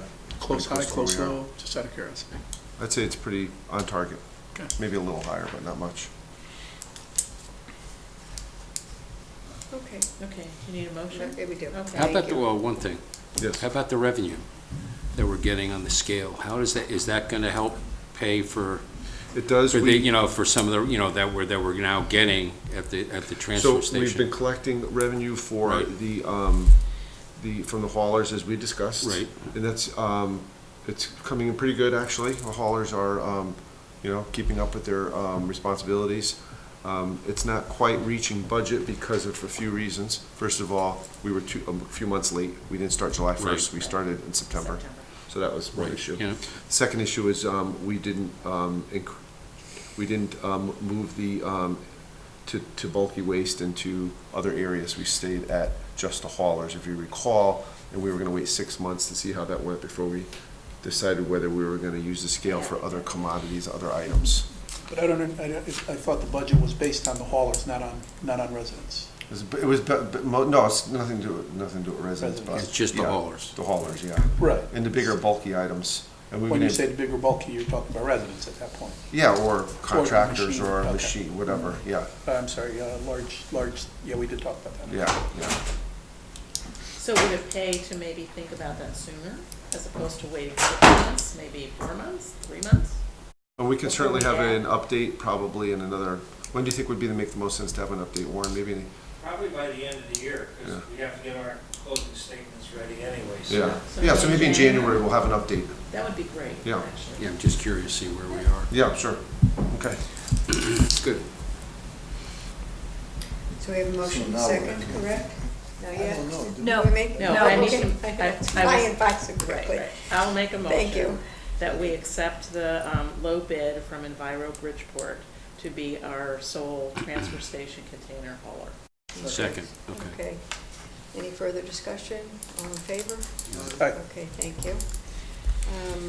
Next on the agenda is shed for fire department. We went out for bid for a shed for the fire department. It's for the shell or the frame of the shed. And we don't quite have all of our information and all of our information together. So we weren't able to bring it to this meeting. We are actually hoping possibly for a meeting between meetings or some sort of a special meeting to discuss this so we can get the project moving. Right. But as soon as we have some more information, we'll let you know. Thank you. And next is road salt. There's a bid 2020-05 sodium chloride road salt. Opening bids were, that's the rock salt. Town received 3 responses and low bid is Eastern Salt. You have, there's a chart. Mhm. Yep, okay, so hopefully you've had a chance to look at that. Well, I'll make a motion Oh, that we thank you. approve the bid price of Eastern Salt Company at $52.50 a ton. Okay, Second. Thank you. Any discussion on this? Warren's here if you have any questions. Thanks for hanging with us, Warren. Anything further? There's another treatment that we use, and I'm just curious, what's the difference between the two, Warren? Out of That's curiosity. later on. Yeah, there is another one coming up. This, Yeah, I know there's another one coming up. I was just curious as to what the difference is. One has got a product in it, it assists in the melting of ice and snow when the temperature drops. Ah, that just works better, one works better than other in colder temperatures. Right. Thank you. Okay, thank you. Do we have a motion or not? I'll make a motion if we I don't. did. Oh, you did? Yeah, he did. Yeah, you did. Well said. And we have a second, okay. All in favor? Aye. Thank you. Next item is a plow truck, cab, and chassis. And we have a memo from Warren regarding this matter. And Spend money anyway, Bid waiver. So, go ahead, Sandy, No. sure. It's to do a bid waiver request for the plow truck, cab, and the chassis. And I guess yeah, so. Warren is here specifically because I know Sandy might have a couple of So questions. I have a couple of questions about Thanks. this. Step up to the mic ski here. So, I wasn't here when the first truck was approved, so I'm not sure what a Peterbilt plow is, but my question is, this is not the low bid. Correct. And so I'd like to understand why your recommendation is to go with the Truck Center. We've been North building a Haven. fleet Okay, that all our replacements have been Peterbilts because we've had other vendors and products that have been problematic for us. okay, Years ago, we came in with, I had a cigar box full of electrical connections which represented downtime for every vehicle that had an electrical problem. Peterbilt has a unique wiring harness that is labeled from the front of the truck to the back of the truck, so when you're doing diagnosis of some problem, you can trace it much easier. Okay. The remedy for the vendors that use the type of connectors was cut it, splice it, solder it, and tape it up. We don't need that, and the downtime can be sometimes significant to try to chase it to find out what the problem is. But aside from that, the Peterbilt, there's several things, especially the one we just ordered has a zinc plating that's new to their line to protect the corrosion on the chassis. Okay. And there's other, let's say, consistencies from a fleet perspective and the betterment of the build of the truck. And I pointed out those differences at the time Fine, we went and you through don't the have bid. to go through that. Right. So none of these other companies are Peterbilt? No. Okay, it's only the Right. truck center? And the Peterbilt that we're buying, the company that sells those is from the local area, so that we don't have to drive to the far side of Hartford or go into Fairfield County, you know, to find a truck, which might be not in our best interest to go that far for the truck anyways. My second question is, since there's money enough that's been approved already to buy a second truck, if you had to choose any truck in your fleet, is it the plow truck that you would go for? Or do you have something else that's more Well, we do have a lot, and those are coming up in the capital budget plan. The truck that was ordered was technically a truck from last fiscal year that never got ordered. Okay. When we got funding from this year, which was the schedule to buy one last year and one this year, Right. the schedule of intent was to replace 2 plow trucks back-to-back years. I thought my funding for the truck was shorted, and that's why when we went out to bid, I could have gone for the 2 trucks at the same time, but did not, because I didn't think I had enough money to financially cover the purchase. Okay. When talking with Tony, we found out we had money. I called the vendor to find out if he would hold the price on the truck, which they will, even if we can't order the year because of production reasons. They will give us the newest truck rolled over to the next year for the same price. Okay. I mean, the reason I'm asking this is that it's not really clear how the capital budget is going to end up this year. Right, understood. So that if you had another truck that was more important for you to replace Not than frontline in that capacity. Okay. There are other trucks on the small scale. I have, someday when you got a free time, come down, I'll show you all the problems. I will do that. I will do that. Okay. But I talked it over with Tony, and the budget for this year, it's structured to take those smaller vehicles into consideration, which would be less costly than Sure. the plow truck. Yes, that's true. Okay. All right, thank you. Okay, so I'll make a motion that we approve the bid waiver request for the plow truck and cab and chassis as outlined and in Warren's memo. Is there a second? Second. Do I have to say who got this? The Truck Center? Truck Center, North yeah. Haven, Connecticut. in North Sorry, thank you. Thank you. There's a second, right, okay. Any further discussion or questions for Warren? All in favor? Thank you. Okay. Thank you. All right, we're almost done, David. I notice you're here. Thank you. Next case, bid waivers. Now we're in the bid waiver for the other salt. Right. Okay. In your packet, you have a memo from Warren to Tony about a bid waiver to purchase the treated salt. And you request a bid waiver this year for obtaining 600 tons of bulk Blizzard Wizard, at $70.67 per ton for an initial cost of $42,402. Cost went down slightly from last year. Well, that's a good thing. Right. Okay. So before we discuss, I'll make a motion that we approve the bid waiver to purchase the treated salt at the price I just mentioned. Second.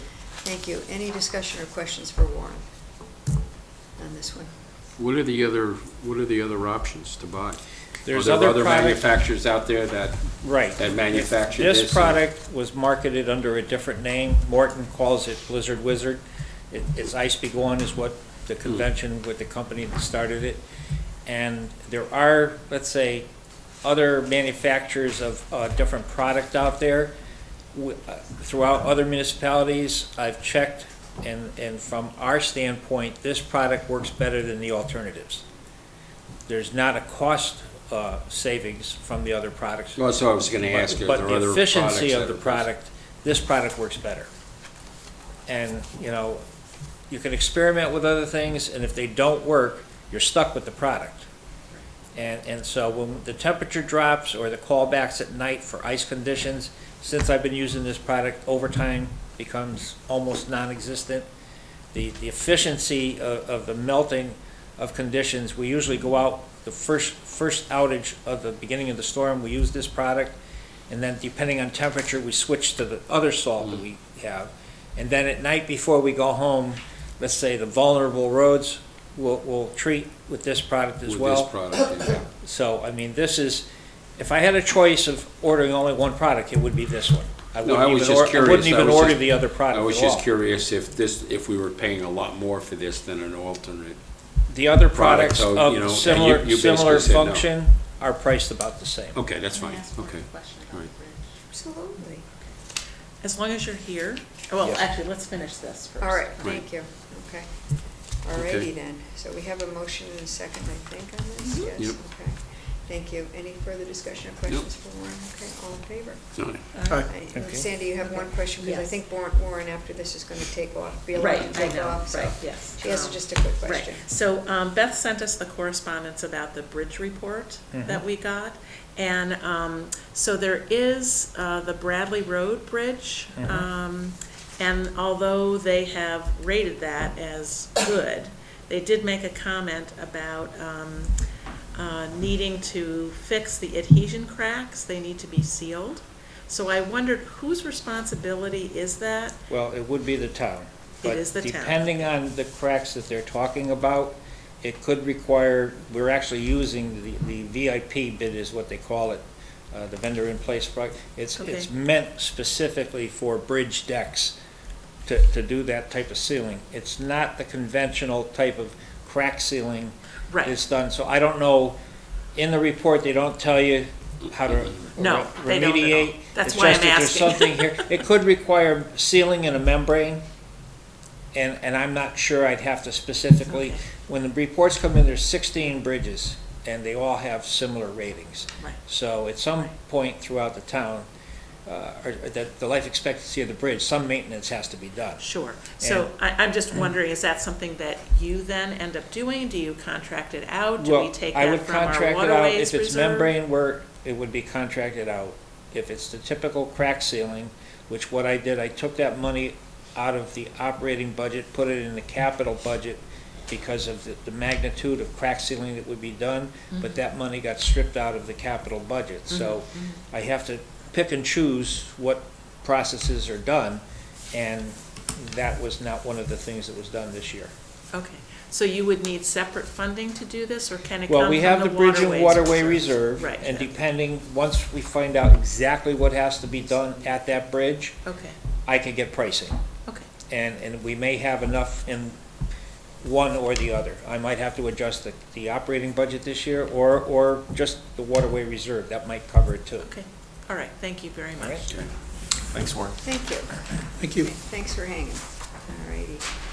Last two items under Tony, and then it's on here. Under state contract, we have a state request to use state contract pricing for the conversion of simulcast radio system from analog to digital.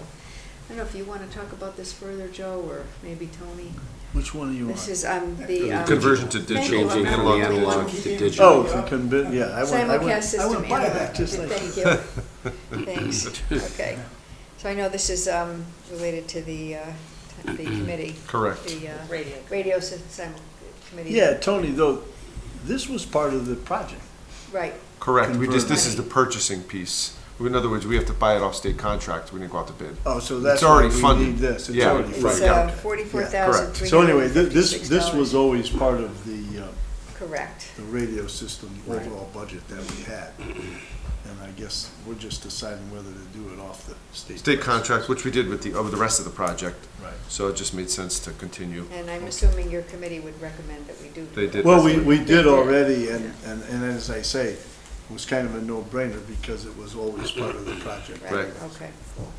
So I'll make a motion that we approve the request to authorize us to use the state contract. The number is there, pricing for the conversion of the simulcast radio system from analog to digital for Second. $44,356.58. Second. Thank you. Any discussion on this otherwise? Okay, all in favor? Okay. Thank you. Last but not least,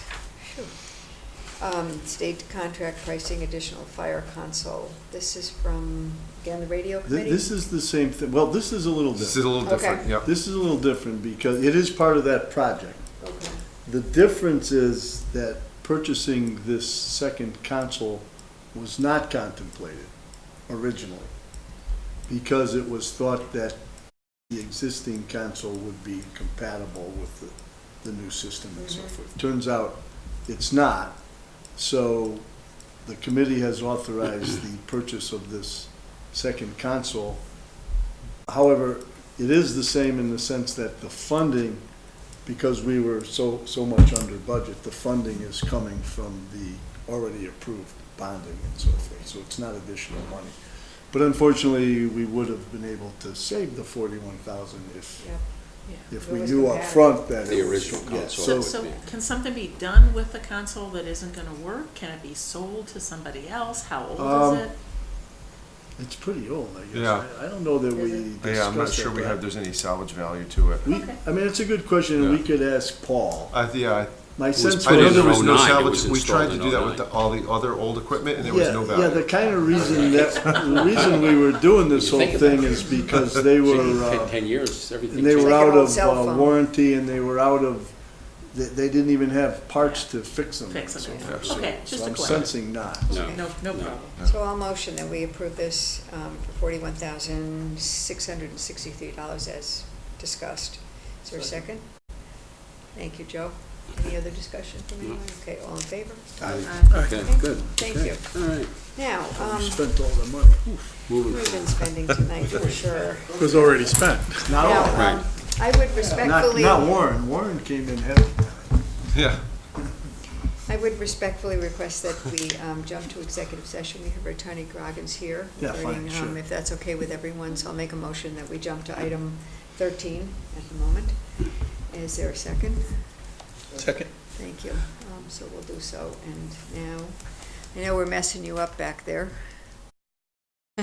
You want to just read that? But, okay, so I will. What? Oh, I plan to. Oh, I'm gonna do that. Oh, okay. I thought you I just started. want, first I had to get it approved that we do Okay. number 13. You Now gotta do I'm the gonna vote, you gotta motion. do the vote, though, we didn't vote. Okay, all in favor? All right, Okay, there you go. thank you. Okay. Yep, okay. Second thing, I'll make a motion that we go into executive session regarding state statute section 1-200, parens C and parens 6C, sorry. Cybersecurity update. No, D. No, we're gonna do the second part, okay. State statute section 1-200, 6D, discussion and negotiations regarding the sale of the former country club of Woodbridge. And I would invite into executive session Tony and Jerry. David. And David Groggins, of course, I'm sorry, thank you. Is there a second? Second. All right, all in favor? And then we'll do the second executive session at the end. Okay, thank you.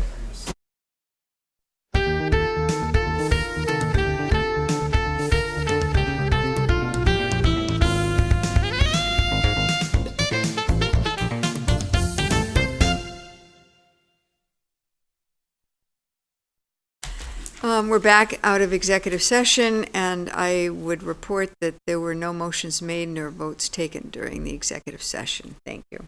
Moving on to, back to our agenda. Item 10 is Town Council's report. So I just have Mr. Weiner. one brief comment. This is on the LED upgrade lighting for our town-owned buildings. And we talked about this, Betsy has talked about this before. They asked me to review the contract, which is entitled Energy Opportunities. You should have a form of it in your file.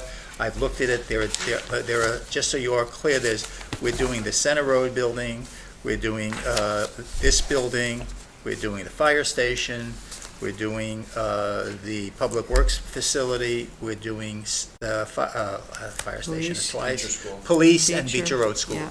6 different buildings, I believe. Yep. No, not that, yeah, they're done. So this is an opportunity for the town to consider reduce electric costs. And it requires fit up of new bulbs and whatever apparatus that the bulbs need to go in, whatever upgrades the facilities need to accommodate these LED lights. The town is basically borrowing, UI is financing the cost of the upgrade. We paid over a period of months back to UI in our bill. There's a separate line item in our bill for the financing amount that we've got to pay. Apparently the payback on this is 2.5 years, so it's a significant deal, and we should start earning significant benefits as a result of these agreements. Tony is going to ask the Board of Finance for approval of the financing for this, because it hasn't, for this particular year, it hasn't been in the budget. We included the financing plan in your package, so you can see that. And Tony has looked at it, and I've looked at it, and it appears that each year the amount of money will be less than requiring a special town meeting for appropriation of a capital expenditure. It's going to be under the $75,000 limit. Is that correct, Tony? Correct. Yes. So Yep. we should be able to go forward once you approve this and once the Board of Finance approves it. And Beth can sign it, and I've looked at the agreement, and it's okay from my point of view. So we need a motion to authorize Beth to sign the agreements. Okay. Somebody else make that motion. Thank you. Okay, is there a second? Any further discussion on this? Anybody questions? No? Thank you for All all in your favor? work, Betsy. Yeah, Betsy it was was great, really yes. Yep. yeoman's job. Betsy did it. Betsy, She was yep. fabulous. Yep. With Tony, of course. Yep. I did nothing, which is, what can I tell you? We got to call the vote. Call the vote. Oh, Yep. wait a minute, yeah, we have I to will. vote. You guys. Okay, all in favor? Aye. Thank you. Whew. Next in your packet is item 11, which is acknowledge receipt of the town clerk's report. What? So acknowledged. Oh, okay, thank you. Is there a is that a motion? Second. So Thank moved. you. Is there a second? Any questions on this? Okay, all in favor? Aye. Thank you. Report from the Personnel Committee and action is appropriate. New members of the Personnel Committee, Dwight and Sandy, met with Tony and I and Dave Ryan yesterday. And several items we have to bring to your attention. I don't know if you want to do it as Personnel Director, Tony? Yep. And then I'll make Yep. motions and take it further? Okay, Yep. thank you. So there are 2 items. Actually, so there were, we discussed a number of items. One is a number of personnel policies that we hope to get to you in their final form, and then you can approve at the next meeting. We are redoing all of our personnel policies, including our social media policy, our workplace violence policy, our drug and alcohol policy, Email. travel, and email. I think those are the 5, right? Yep. So once we have those complete, the Personnel Committee approved them and with some changes. As Tony discussed them yesterday, and we looked at them, Betsy was there for that part of the meeting, and she reminded us that these things were in some form written on a typewriter. That's how old they were. So just a little aside there. So you've really done a lot of work on bringing these up to speed where they're actually readable, and Right. you can make changes to them without having to retype the whole thing. Some It's were allowed great. changes, some were not allowed Yeah. changes. Yep. And But we it's good. talked about presenting them to the employees. so Right, that as they well. understand Yep. Yep. what these policies Yeah, are. once Exactly. approved and Yeah. no. Right. Yep. Yep. So that'll be at your next meeting. The second item, which requires your action, is to appoint an acting zoning and wetlands officer.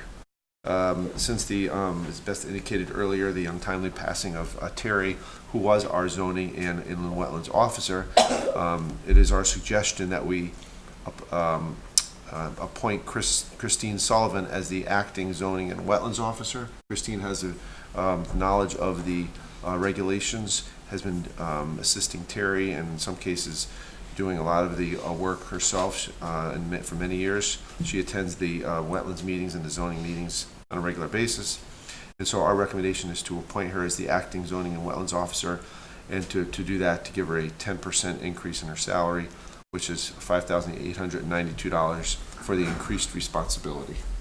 Okay, thank you. Second. Is there a second? And, okay, wonderful. So just to add to your motion, Joe, I think it has to be in there that she's, as Tony said, a 10% increase for it. It's effective 11/14, Right. 2019, Yep. and she will go from. I thought we 11-1. said 11-1. I said 11-1. That was for the second That one. was for the second one. That was the Oh, second for the person. second, okay, Yep, okay. Yep. Just I wanted took to know. notes. It's good to check, though. Just I wanted to took make sure. notes. So I just add that, So a I friendly will move addition. with that friendly amendment. Thank you. And it was seconded. Any further discussion? We also discussed maybe having a review of this after a certain number of months. So I don't think we need to move on that. No, we don't need to move But I on. think it's important. Yeah, for thank you people for to bringing know. that up. That's Yep. good. We did discuss that. Okay. With a motion and second, and any other discussion on that, I'll call the question. All in favor? Yep. Thank you. And then the second one is, For our animal control staffing, we had a review of our animal control staffing, and so our animal control covers 3 towns of a population of about 25,000 people, and we currently have 2 animal control officers and 2 to 3 kennel keepers and an occasional per diem animal control officer when necessary. And Karen has evolved into the director of that operation, and she administers the operation, and she directs all of the personnel, and she is responsible for making sure that the personnel do what they're supposed to do. And but at the same time, Karen and the other animal control officers get paid the same, and so she should be it should be acknowledged that she should be Compensated. in title and in salary making more than the other animal control officer. So our recommendation is to make Karen the chief animal control officer, and having responsibilities over the other members of the department, and also an increase of 8%, which is $4,506. That was committee suggested we retro back to that's the one. November 1st. She's actually been doing this for many years, and that would bring her salary to a comparable amount of other animal control officers of towns of that size, not So moved. our size. Thank you. Second. That's good. All right.